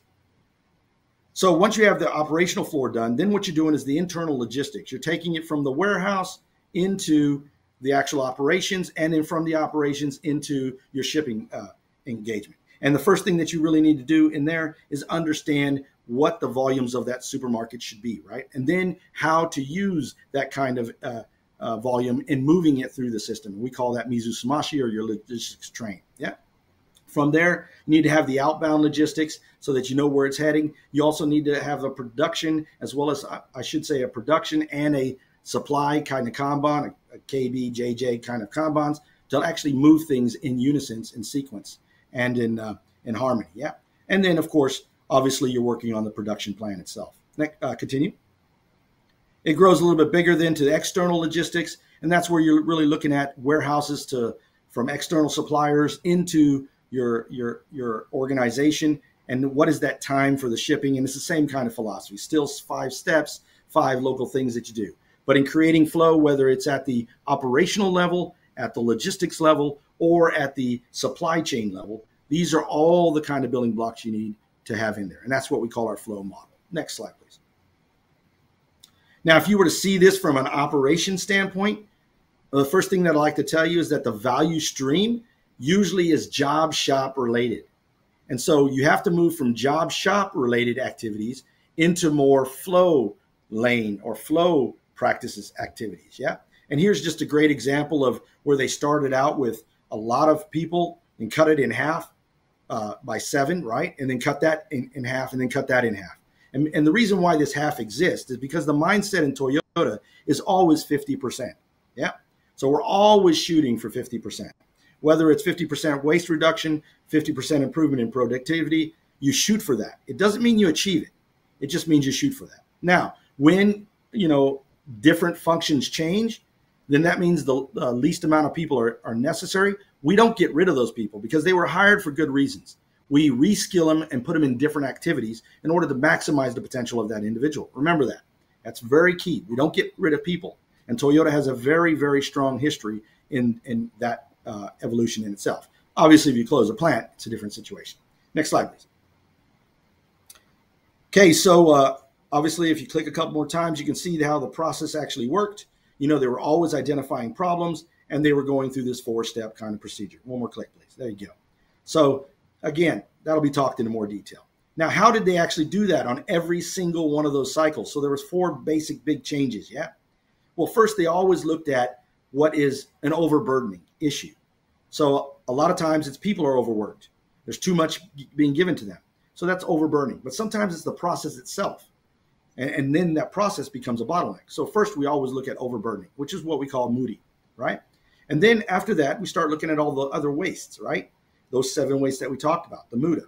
And if we look at that as a system, then that's when we're looking at muda, which is the variation between all of that. And now when we look at all that variation, we start to apply what we call the ERCS kind of mentality or ERCA kind of mentality. What can we eliminate right off the bat? Because a lot of things that we do, it was created by engineers, and they cause most of that problem. And we can eliminate some of that. Give you a great example. One of my clients that I'm working at in the Netherlands, they had a Picolite kind of document thing. And I said, hey, you know what? That's taking too much time. Why don't we pull that out? Oh, we can't. That's important to the supplier. Really? Let's go ask the person who made that decision. As soon as we asked them, they said, nah, it's not a big deal. You can take it out. So a lot of times there are things you can just eliminate. Yeah. Things that you can reduce. So if it takes you 1 minute and you can do it in 30 seconds because you've changed the way work is being done, then that's something, it's a win, right? So that's the reduction. And a lot of times, though, you can't win. For example, a picking process for certain products can be combined in line with the actual manufacturing thing. So that's a combining kind of activity. So instead of doing it outside of the line and putting things together, sub-assembling something, you just put it inside the line, and now you're combining, and you don't have such a big impact on your lead time. And then last, of course, we do want to automate. Never want to automate waste, but we do want to simplify that waste and automate what we can that's non-wasteful, that's value-added activities. Okay, cool. Next slide. So how do people typically go about these approaches? Well, it all depends on what you're struggling with. So you'll notice that you hear the word Kaizen, or, you know, small improvements that occur all the time. This is typically done by organizations that lack confidence in their processes of improving or their practices of improving. So they like to start off with all these small little kind of activities. And that's fine. You can go about doing that. If you take a line and you improve every single day, and you know, in 1 year, that's 365 improvements. That's a lot of small Kaizen. So it does work, but it just takes a little bit more time. Yeah. Then the second version, which we call Kaikaku, or radical change, right, is more of like a Kaizen event. And you can see it's emblematic of a different sized hammer. One's a regular hammer, the other one's a sledgehammer. Yeah, 5 minutes? Yeah, well, actually, since we lost a little bit of time, it's already 10:30, but we do have a really nice question from the audience, so maybe we can Sure. interject that one for you, because it's actually a question that could relate your topic, the creation of flow and lean, to the previous subject from Bill, because the question is from Frans, and his question is, how do lean operations translate into the reliability of cars? So maybe in a Toyota example. Yeah, so everything in Toyota is done in a system approach. So everything is connected. Nothing is done in isolation. So where you see people deploying lean as like 3S or 5S programs, that's not how it's done in Toyota. It's always done with communication cells, problem solving, and so on. So going directly to this question, when you think of quality, you're thinking about the expectation of 2 points. One, the quality standard set within Toyota, which means the light is in this way, the steering wheel is this way, right?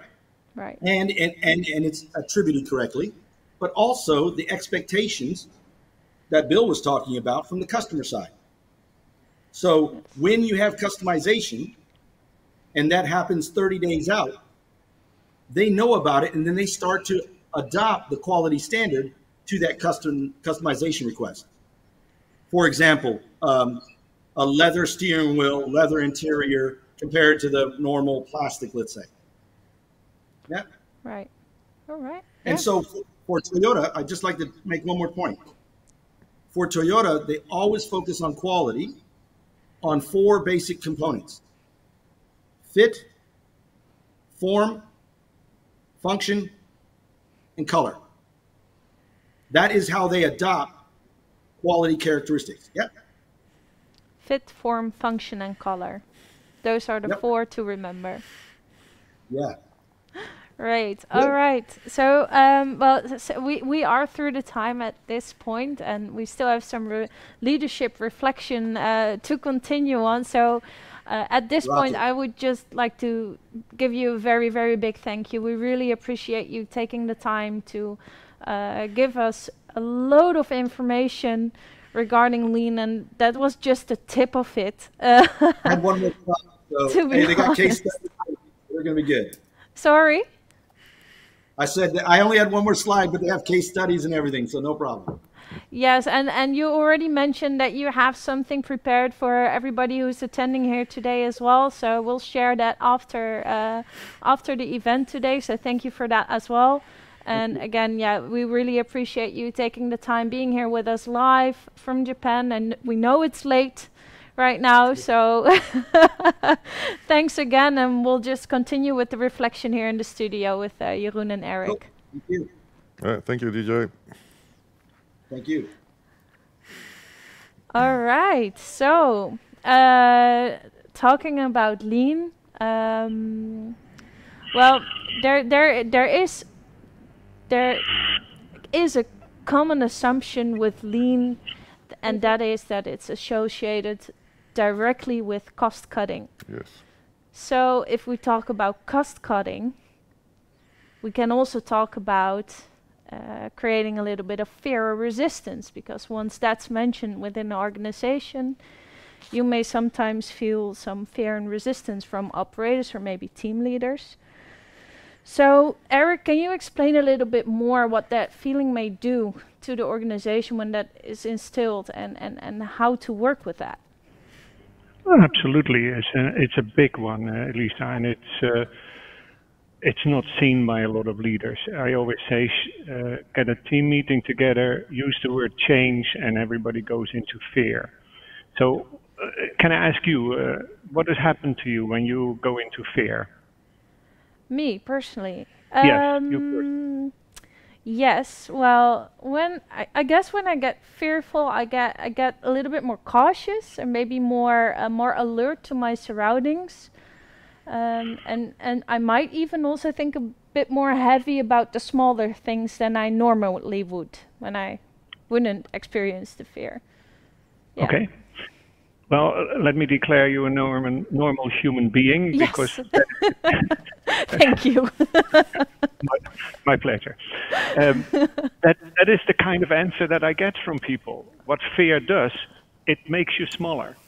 Yeah. You know, but we know for hundreds of years from the medical world, when somebody goes into fear, they start producing adrenaline, they get tunnel vision, they go smaller, their muscles tense, etc., etc. So it is in your neocortex, and you can't help it. What you can learn is to manage it. You know, that's what people do in extreme sport, or the guy that's a dompteur that works with the lions. He has managed his fear. So the question is really, how can you manage your fear? And here is an important factor in leadership. We talk about leaders having, and every human being has that, but as a leader, you have a circle of pass not, which means my limit of going somewhere in a situation doesn't go any further than this. We've all seen it in meetings. Somebody starts to cry, and some people switch off in the room because they don't know what to do with a crying person. Yeah. Okay? That's your ring pass not. So as a leader, you need to develop a very extended ring pass not as it comes to fear, meaning you have to manage your own fear. And then you can help your crew to manage fear.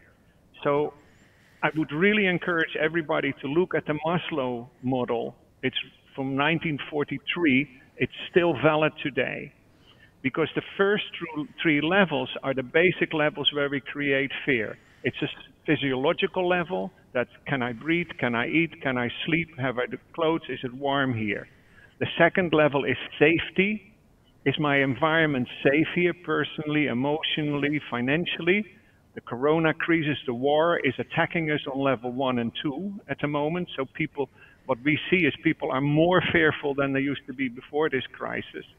And the third level is social belonging. Does my team respect me? Does my family? And so on and so on. And if you start looking as a leader at fear, you need to have that model in mind, because that is where it happens. So if you engage in an argument with your workers about why they shouldn't be fearful, you're not addressing the basics of their fear. So when I meet people that are in fear, I ask them why they are fearful. And so when I shout, or the leadership shouts, change or lean into the organization, we need to count on the fear, and in the talk that we give, we need to look at taking that fear away. And I tend to do that by showing opportunity. So saying, yes, it's going to change, but. And we did a merger a couple of years ago, and I was coaching the management team of one of the companies, and this worked really well. As soon as I heard that they were going to look at a merger, I discussed with them that they needed to inform the workforce as soon as possible, and the other company too. And so as the merger continued, they informed their crew. And one of the things was that they were very clear from the beginning that nobody would lose their job. You know, DJ talks about it. We're changing a process, you get reskilled. Yes. And we're taking the fear away that way.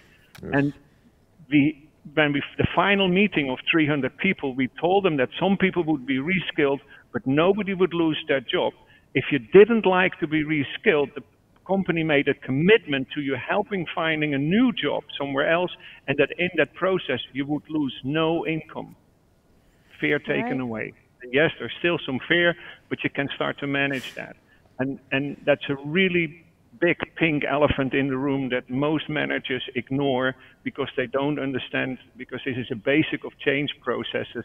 They don't understand change processes. So be honest with yourself, with your team, with your people, and give them the security. See how you can create the security. And really, folks, have a look at Maslow. These first 3 levels always play. Yes, thank you. So communication is really key in this, for this subject matter. And then we still have a little bit of time left, and I'm really glad because I have one more important question also regarding this topic. Because that's also something DJ talked about a little bit. It's about mentality, right? So, Jeroen, maybe you can answer this one. What should be the mentality of team leaders when they want to create the continuous flow, or when they want to create the flow within the organization or implement lean? That's a big one as well. Yeah, but we only have a few minutes left. I'll try. So we have all this management talking that we are doing now this morning with all sorts of specialists. We also talked about the welder and the accountant and etc., the professional operators. But in between there, we have this middle management, which we now mention team leaders, foremen, whatever name you want to give it. Yeah. So basically all that is said already in these 2 presentations, in some way the team leaders must be capable of dealing with these subjects. However, they are very good at welding. They did that for 30 years. Then you become a team leader. And guess what? You don't need to weld anymore. You don't need to account anymore. No, you have to sit next to your colleagues. You have to listen. Well, Eric explained it better than I can. You have to learn from your operators and learn from the processes that are operational. So what we do in transformation processes is what I like to mention as keep the eye on the ball. Simple soccer term. The team leaders need to be on the shop floor, just as DJ explained. Yeah. Not to instruct them, not to give them orders, do this, do that. No, sit next to them and watch them and learn what they are confronted with, learn what the muda is that they are having troubles with. And they don't learn that. So they keep running, planning, shouting, and there is an important part of the transformation that is very difficult. Right, so if you would translate that to the famous words, it's go see and ask why. It's go see and ask why. Yes. Exactly. Wonderful. Well, let's wrap it up then with these words, so that we may continue to our next speaker, who's I think waiting online, Pander Roos. Yes. Hi, Pander. Good morning. How are you? Good morning. Good afternoon. Good afternoon. Yes. Yeah. For some, maybe. Yeah. Thanks. Or good evening. I even heard with DJ. Yes. And Bill as well. Maybe Bill's already sleeping, because I think it was like 1 a.m. in California, right? By the time he ended. Yeah. Different time schedules. So but you've read us from Veldhoven, I think. Now today I'm working from Den Bosch. Oh, Den Bosch, all right, okay. So Just some practicalities. I hear an echo. Is it only me or? Yeah, a small echo I hear from behind the from behind the seat. Is it better this way? Let's check. Yeah, I think it's better. Thanks. Yeah, it's better. All right, perfect. Yeah. So very nice to have you here. You are here from ASML. You are head of move rate capability management. And so this morning we already talked about quality management, about customer satisfaction, the Toyota production system, lean, leadership, like all subjects that ASML requires their suppliers to have implemented in a decent way. And ASML has the challenge to always faultlessly deliver faultless machines, like perfection, right, all over the world. And you do that together with your partners in the supply chain. And today you will share with us the challenges that you face as a market leader, and therefore probably also challenges for your suppliers. So yeah, welcome. Maybe you'd like to introduce or tell us a little bit about yourself, so and just start off. And to our viewers, you may want to start thinking about some questions for Pander, because he has actually reserved some minutes at the end of the presentation specifically for you to answer any questions you may have. So take it away, Thanks. Floor is all yours. Thanks for having me. So I was thinking how to connect to basically all the presentations up front. And as you mentioned, we had lean, we had flow production, reliability. And at ASML or in our customer or supplier base, it's not a or. We basically want to have all. It's always an and, because we need to have key reliability. And then, yeah, in the 20 minutes ahead, I will start explaining why we need this reliability in the end. And already a heads up, because we are a market leader, but our customers for some systems cannot go anywhere else. So we have a great responsibility to deliver our systems, or basically even deliver to the world of Semicon. So that's a head up. If we can go to the next slide, then I can start to introduce myself a bit, so you know who you have in front of you. So on a personal life, I have a wife. I have 3 sons between 6 and 10. Here they look like angels. Sometimes they are a bit of the daredevils. But they are my handful when I'm not at work, and I love to do sports and improve myself always compared to yesterday. And my all-time favorite is judo. I did that since I was 3, and that learns me to get every day in a better state than I was yesterday. From a professional life, from the bottom up. I started as a system engineer from the University of Delft. I have a certificate in the Lean Six Sigma Black Belt. And after my university, I started as a traineeship at multiple companies, because I wanted to see as many kitchens as possible to learn on the job. After that, I moved over to Philips Shaving in Drachten as a planning and procurement manager.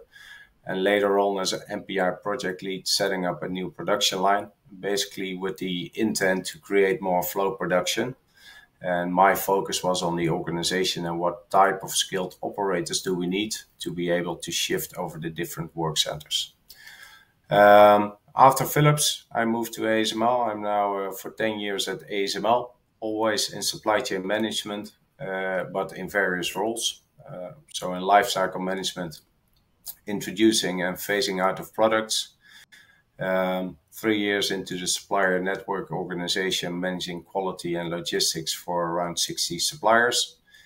And since the 1st of September, I'm head of move rate capability, which in street language means I'm going to compile all the information which we need to have. Are we capable of ramping up towards our desired state? So if we can move to the next one. Yeah, it's a bit of a simplified picture, of course, but I think it's really important to understand where our customers are. So if we look at the chip manufacturing loop, then ASML is really key for our customers. So we see here in the pictogram that we are in the middle of the production line. And in essence, we are really in the middle of the production line. So in order to expose a wafer, we start with composition, so making a layer of silicon that is treated with a photoresist coating, and then we expose it. And of course, we have a holistic view, so we measure up front, we expose, and we measure the yield afterwards, which is a continuous systemic approach to make the yield and our machines as productive as possible. After that, we have some post-processing where the wafers are again etched, stripped from the photoresist, and then they can be ported back into the process as well to stack the layers. So you have to imagine that a chip is not just a single layer, but it could be stacked of multiple layers, and in some cases even up to 90 layers. ASML delivers the exposure systems, and really these are the bottlenecks in our customer fabs.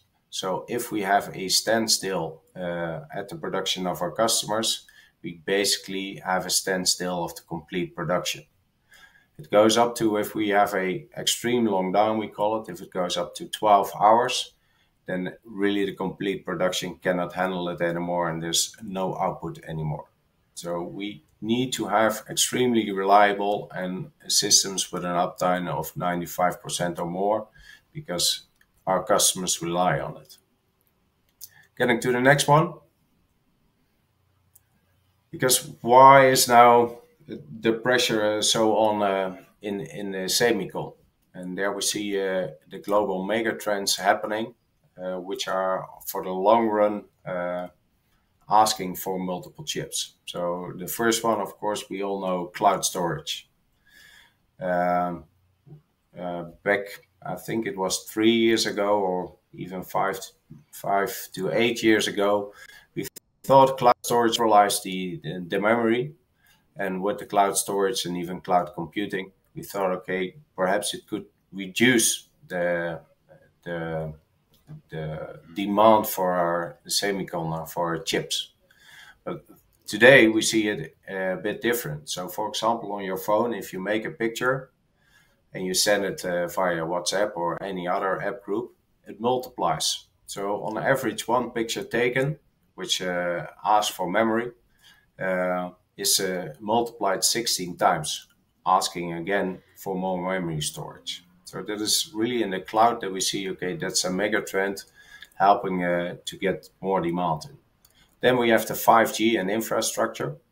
5G helps, of course, that we can transfer data faster than we used to be. So we say a movie can be downloaded in 1 minute.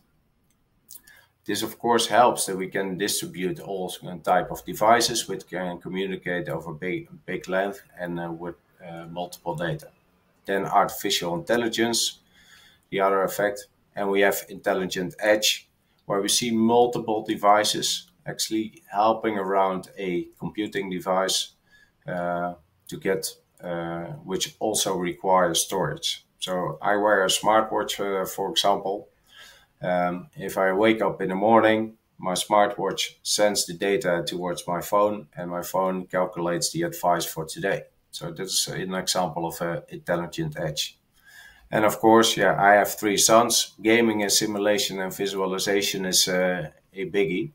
We see that the games get more advanced and ask more computing power. So in the connected world, we see these big mega trends actually steering up the demand, which we all want to have. If you can go to the next slide. Because that translates, of course, into chip devices or into the connected devices. So today, we see we have around 40 billion connected devices. It's an assumption, but for every person, we have roughly 5 devices with 8 billion people around the world. This goes up almost tenfold in the coming periods to come. So we expect that there will be 41 devices per person, of course, also with a growing population.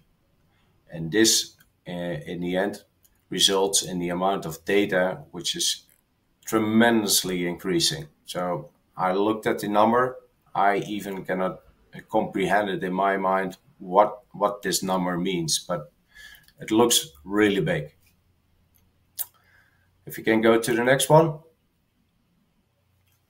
And as said, at our customer side, we are in the midst of their production fabs, and we need to deliver because we are, for some of the exposure elements, we are the only one who can deliver the system up to their specifications. So we, most of you likely also read the media. At ASML, we are growing also in an exponential growth year over year. So the expectation in 2025 is that we grow to a 25 to 30 billion company. If you look at it today, we are at a 14 billion company.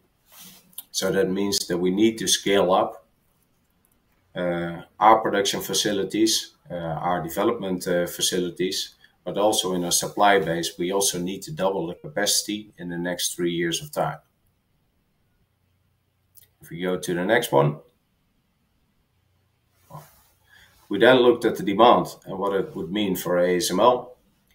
We saw a long-term demand, and over the last 2 years, we saw a couple of drivers which really amplified that the demand in a fast period of time. So we had the pandemic, where we saw a speed up of the digitalization. So today I'm working from home. I think 2 years ago, I wouldn't imagine that we do this so often. My kids went to school on a digital thing. So also the consumer saw we need to have an infrastructure to get into the digitalization. The second driver of the acceleration is the globalization. So we used to have a really optimal global ecosystem in the semicon. Due to the geopolitics, we see that we separated on a content, which of course is not on a systemic level the most optimal one. But we see that the different continents want to be self-sustaining, asking for additional machines of ASML. And then the last one is that we get to critical mass on the new applications. Self-driving cars, we now see that it is almost a common part into the critical mass that we expect these chips to be available. So all these 3 drivers made it that this demand came in faster than we anticipated. If we go to the next one. So because we are market leader and our customers cannot go anywhere else, we have a huge responsibility. So there's 2 sides of the coin. Yes, we grow very well as a business, which could be perceived as, okay, you are up to the challenge, but still we see today we cannot meet our customer demands, which of course is not okay. We are losing trust sometimes in our customer trust. And that is key at ASML, that we have the market share, but we also have this responsibility. So in this, we need to realize all the efforts to serve our customers in the way our customers request from us. If we go to the last slide then, because what does it mean then for our supply base? So we have our quality requirements where we really ask our suppliers and together drive the solution to a roadmap of 500 ppm. I think in some of the more serial production lines, 500 ppm sounds very high. We have, at some cases, we have a delivery of 600 pieces per year with a failure opportunity of multiple thousands. So for this, we want to have we have the ambition to go to 500 ppm, which requires that we know the CTQs, we drive SPC, and we drive our customers or our suppliers into continuous improvement. Then, of course, we want to have a zero repeat process. So if we see one case or one incident happening, the next time we see it happening, we start doubting it. We want to make sure that what we have seen, we learn from it and prevent it for the next time. We look at the collaboration, of course, in the complete value stream. And the last one, of course, is for ASML, we want to get into perfect products, inbound ASML.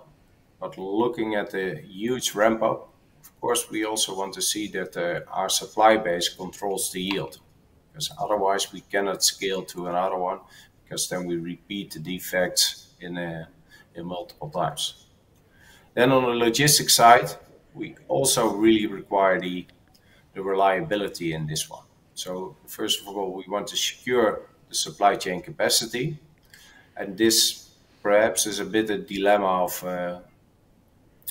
getting into lean or where we want to be, is we really want to have our supply base invest on peak demands, so not on averages, because we have seen the last couple of years that we have multiple disruptions where we need to deal with. So how do we deal in a reliable manner, in a cost-effective manner, into the reliability which our customers desire from us? Then, of course, we want to increase flexibility, but the changes we have, we want to implement the changes as fast as possible. So we also look in cycle time roadmaps to reduce the cycle time, that the change over time to a new product leads to less waste. Secure material availability, of course. And the last is establish a global presence. So we have a global footprint in the manufacturing. We need to be at all those places to see where we can optimize the complete value stream. And if we go to the next slide.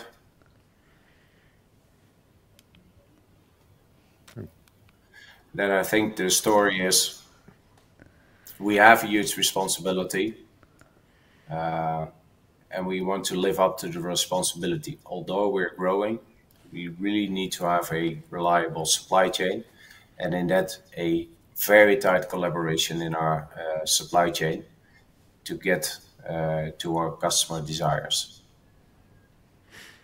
Any questions? Thank you.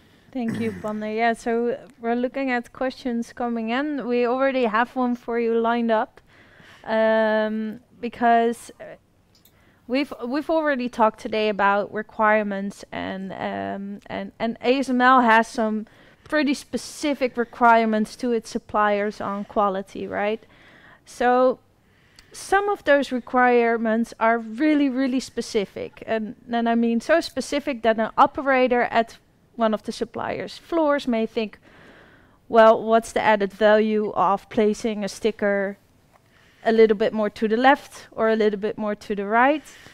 So in the minds, it may not be a huge thing, but it can have huge consequences. So do you maybe have some nice examples of how small things can have great impacts? Yes, of course. Good. So, starting off from a customer perspective. So, I think all our customers know we make beautiful products and we have some technology challenges. Our customers can live up if a system fails while trying in the research and development, because we haven't made the products yet to the performance. But our customers cannot live with between brackets, because I cannot call it like that, but the stupid mistakes, like you say. So a sticker is missing, or there's a fingerprint on some of the products. Taking the last one, a fingerprint on the products. If you take the latest technology, EUV, we operate in complete vacuum. Yes. And why do we do it? Because every particle hampers the light path and actually can get into the yield issue onto the die. So the operators at our suppliers need to be extremely cautious and extremely clean working to understand that. What we do in the supply base, of course, we know it as ASML, but some of our suppliers don't know it, and also the operators don't know it. So we step onto the zeepkist and we explain why we need to have it. So we really go deep into the supply chain and even have walk-arounds and talk to the operators and explain them even why these simple things, or in the eyes of the operator, simple things cannot fail. And that is most of the time really an eye-opener for the people on the production floor. That's really nice to hear. So you actually have events organized for your suppliers and for the operators of your suppliers to explain about these requirements and their importance. No, and even it is not only event. We have a team set up to work very closely with our suppliers to explain these kind of things.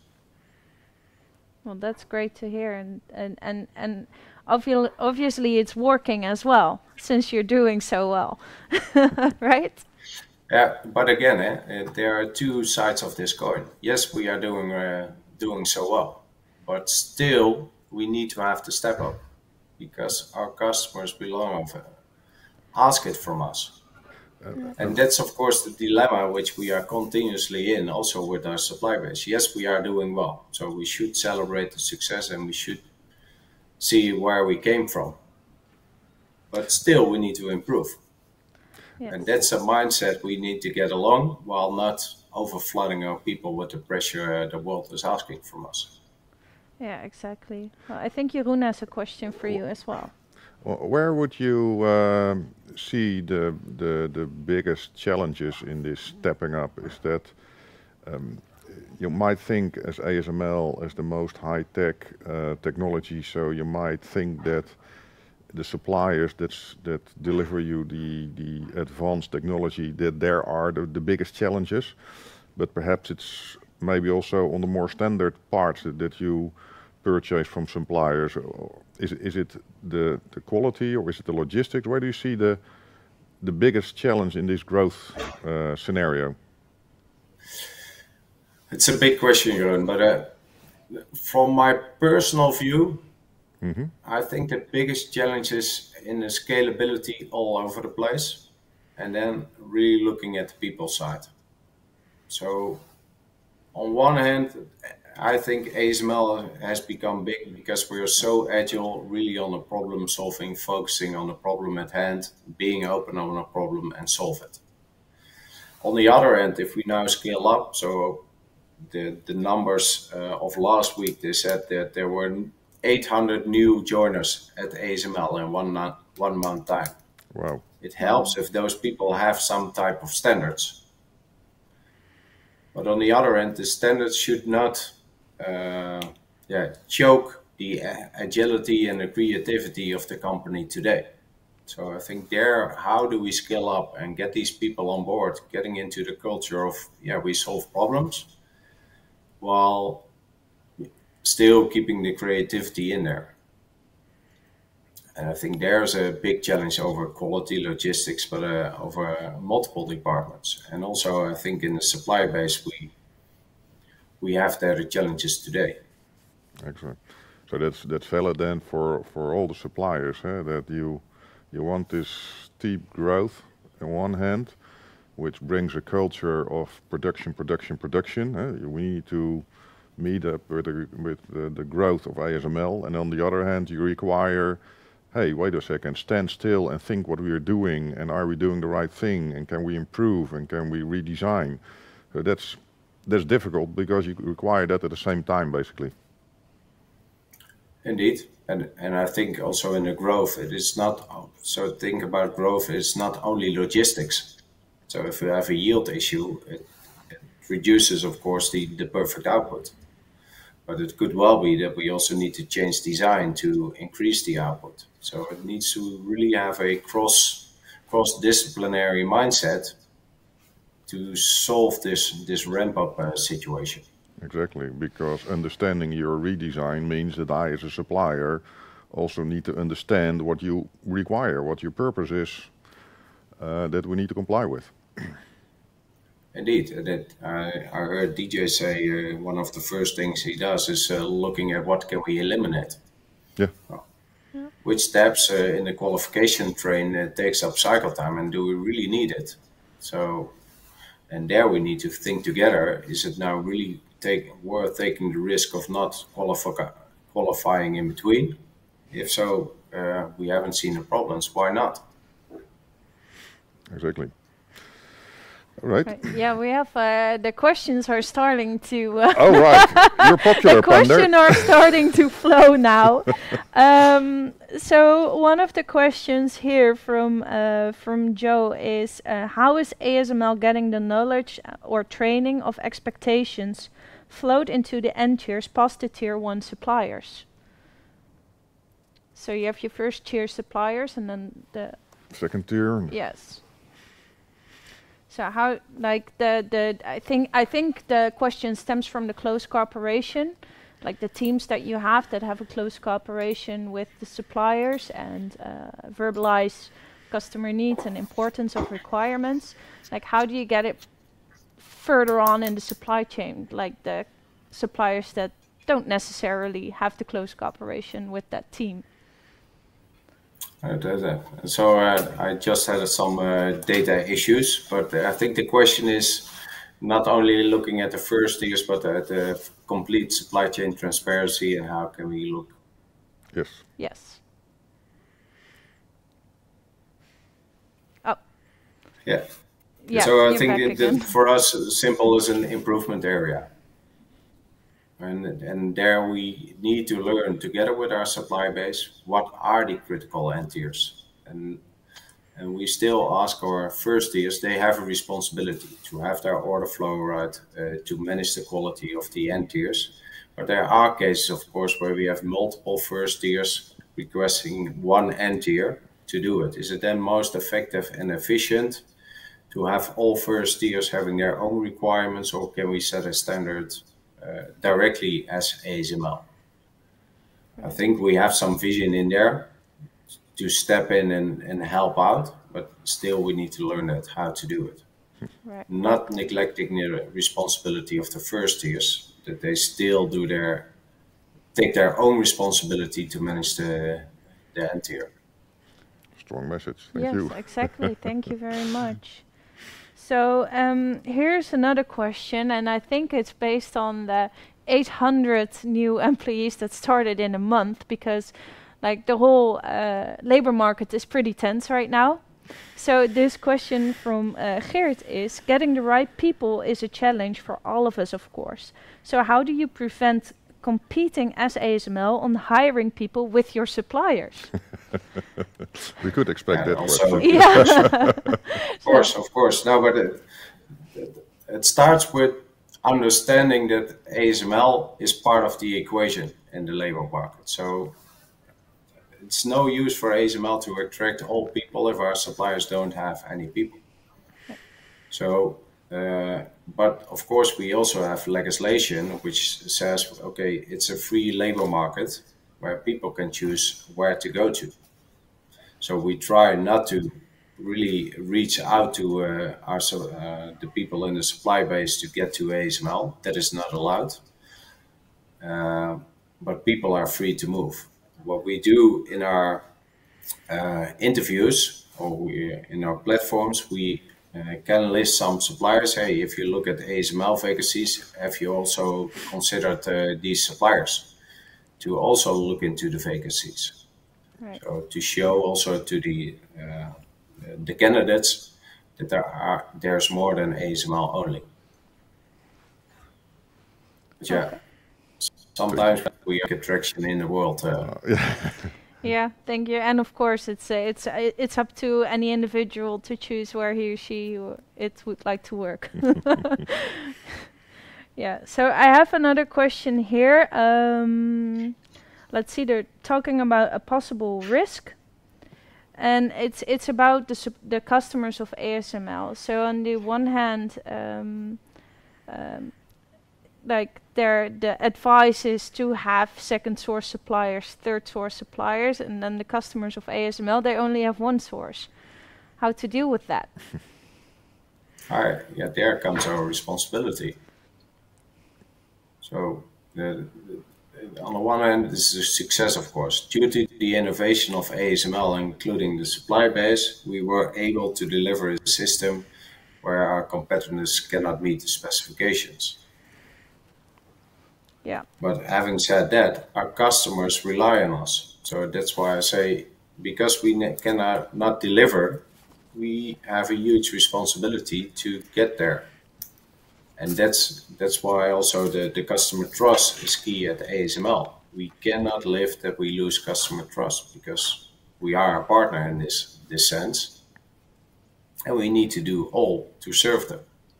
Yeah, of course. Well, thank you for clarifying that, and I think that's also time to wrap it up. I don't see many new questions coming in, so I think the most important ones are answered right now, but we'll evaluate that at a later stage to make sure that all questions are answered anyway. So do you have any message that you would like to give to potential suppliers that are watching right now?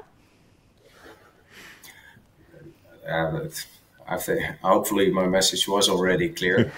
Together we have a huge responsibility, and I would explicitly phrase together.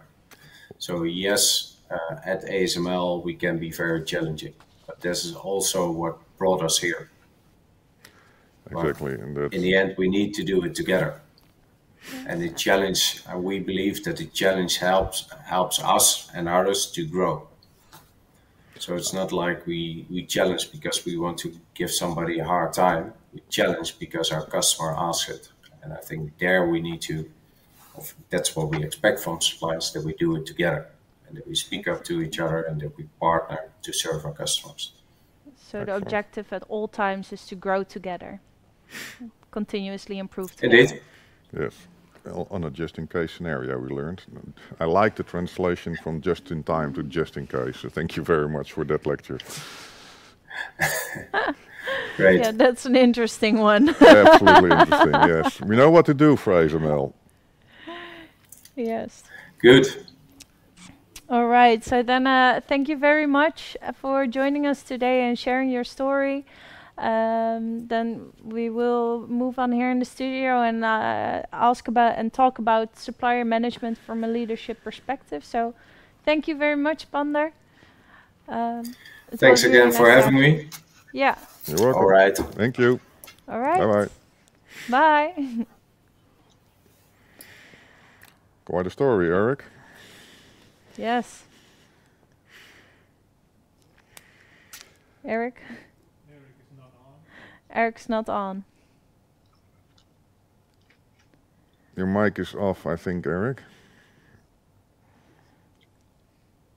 We have a view, but no hearing.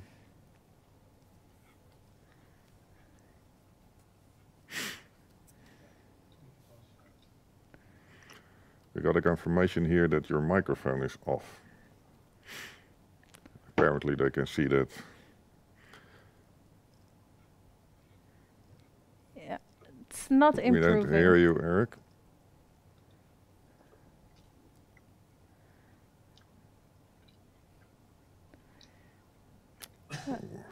We see you moving, but not hearing. We cannot hear you. Your microphone is not functioning at this moment. Anyway, we can continue while Erik we is can fixing. continue, exactly. So, yeah, quite a story. Yes. So, what does it mean in terms of leadership? I mean, what Pander just expresses, but that's also valid for Toyota, for Boeing, and all that we saw this morning, is that there is a tremendous pressure on the work floor to make all these parts. Especially with the just-in-case edition. Yes. So, yeah. What's interesting then is that, we work for these suppliers, and then you get the message from ASML, we want more. And then you get, obviously, stress. You get, we need to make more parts per second, per minute, per day than we did already. So how are we going to do that? So the stress factor is very important for leaders to manage. And from that perspective, I like to add an interesting equation. Like a lot of suppliers, a lot of companies are used to working hard. And our message in general is, and it sounds strange, stop working hard. If you stop working hard, you will be more productive. Because what happens when you put the pressure on and you start working the complete day, let's say from 9 to 5 and maybe even more hours, you get a situation where you are working 100% of the time. Yes. And that's not good. And then when we do measurements in company, the companies that work 100% of the day hard, I mean working in producing products, they have a productivity of 50%. That's the reality.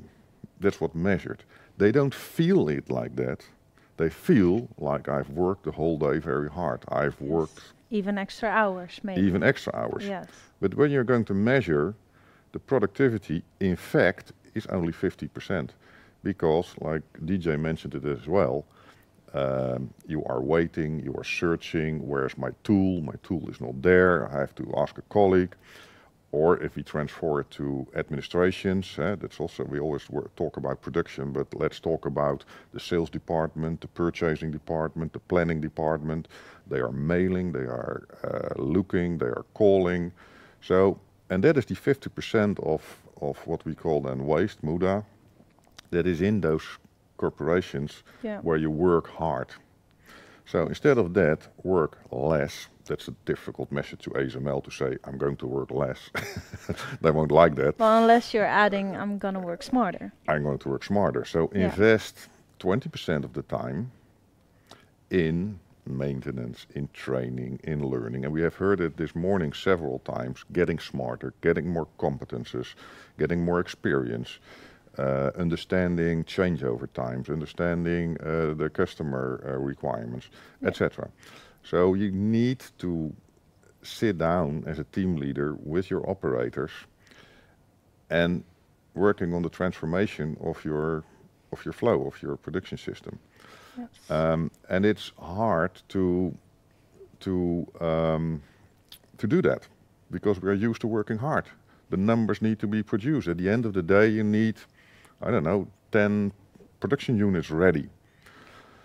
So instead of that, try to transform in, take your time, transform that time into improvement, and then you'll see that your production time together will raise from 50 to 60 to 70%. And you should get around about 80%, more or less. Yeah.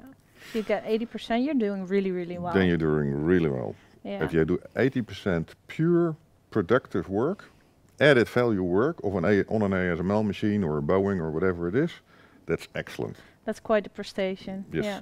Yeah, and also I think that what fits in perfectly to your story here right now is something DJ said earlier about getting used to working with TACT as well.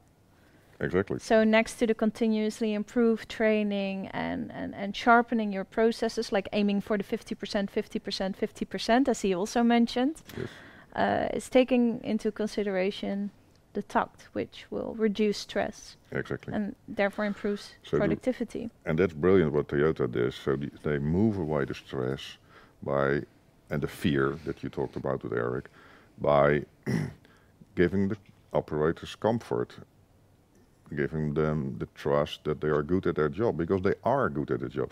I have seen so many companies, and when you look at operator level, of course there are some issues here and there, but in general they are professionals.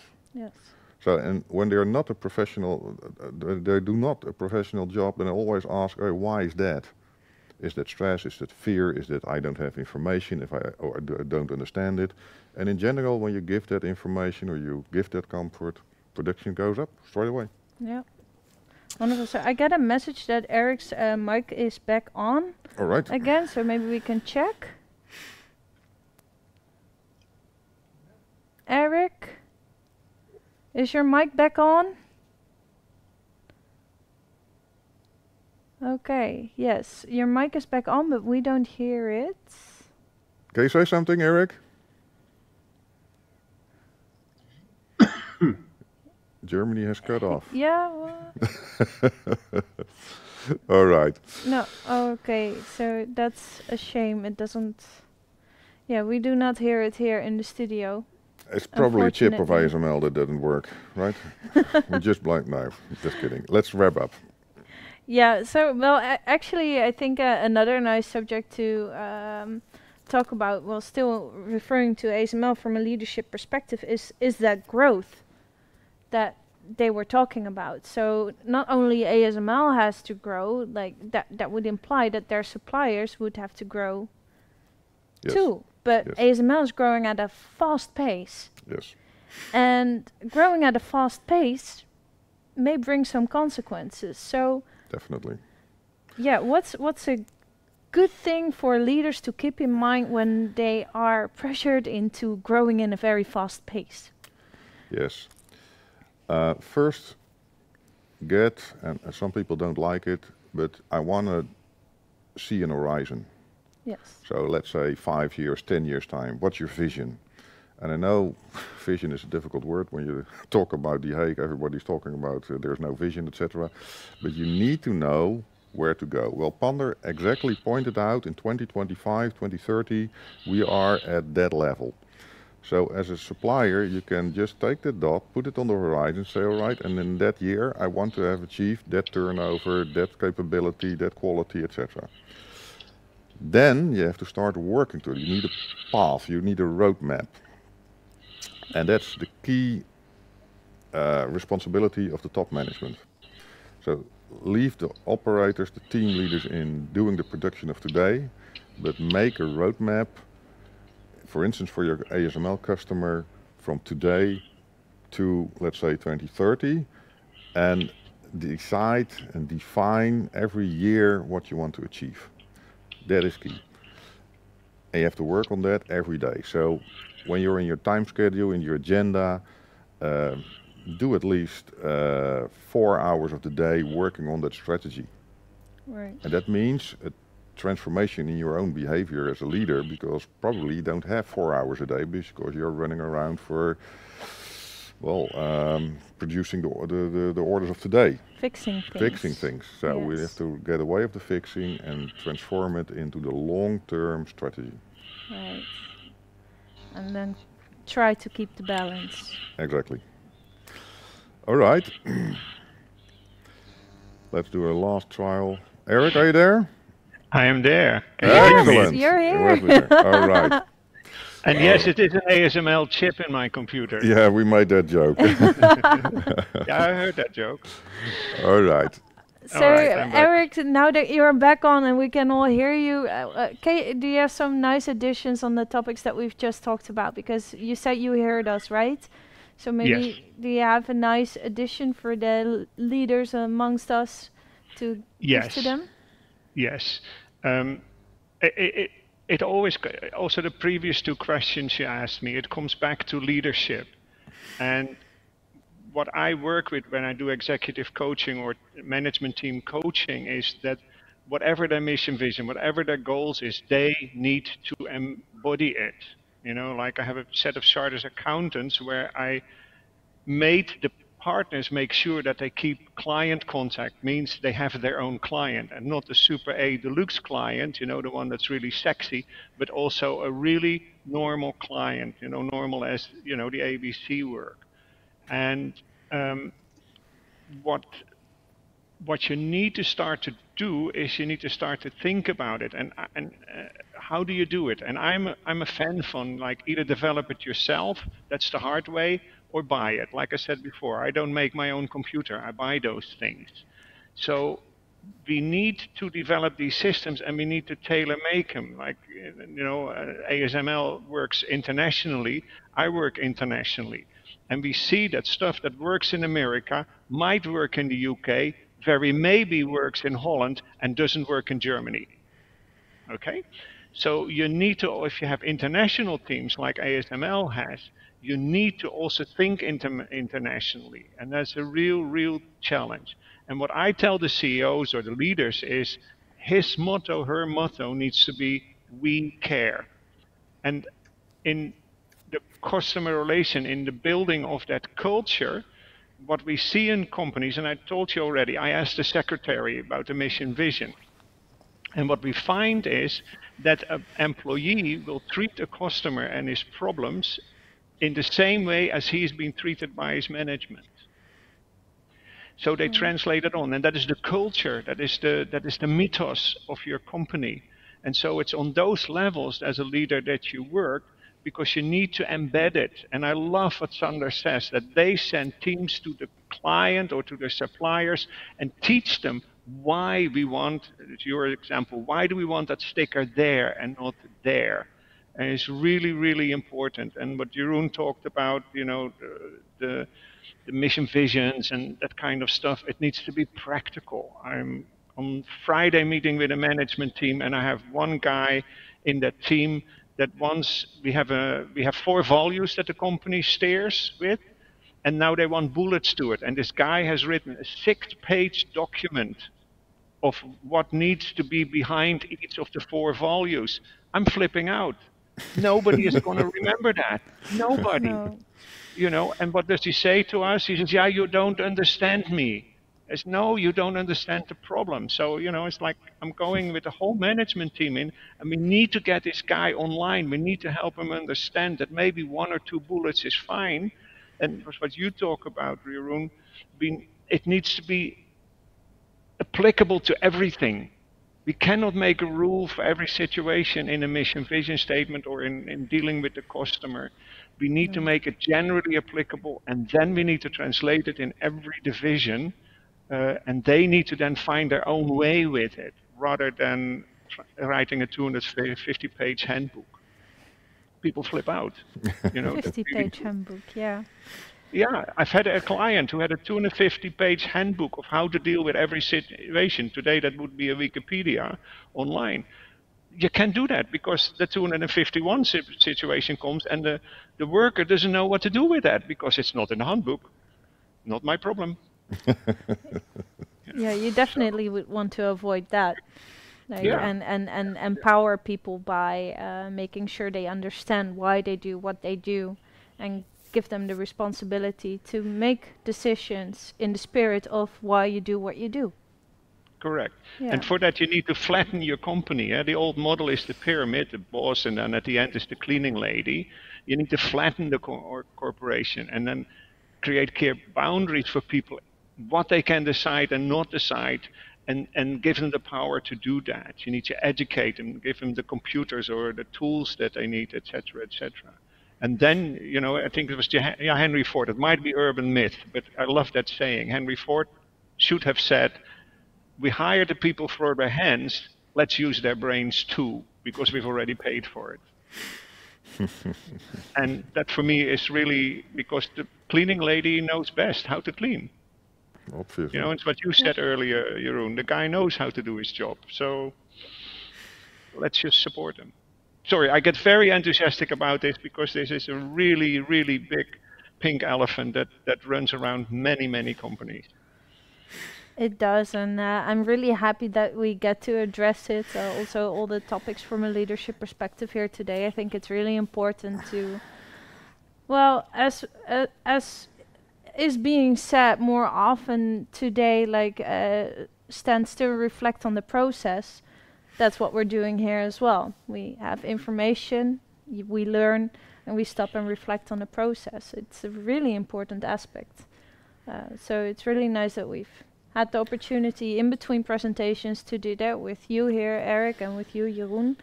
I also see that it's already 11:30, so it's time for us also to move on to a next subject, which is talking about setting up our network. Jeroen. Yes, that's just a brief introduction. So thank you, Eric, for your contribution. I appreciate it very well. We work already for years together, and we'll continue helping the world, getting better in whatever it is. Just make it better. And helping, I started in the introduction with about helping, and this topic is also about helping. So what we did for our customers is setting up a network. Yes. The topics that we today discussed,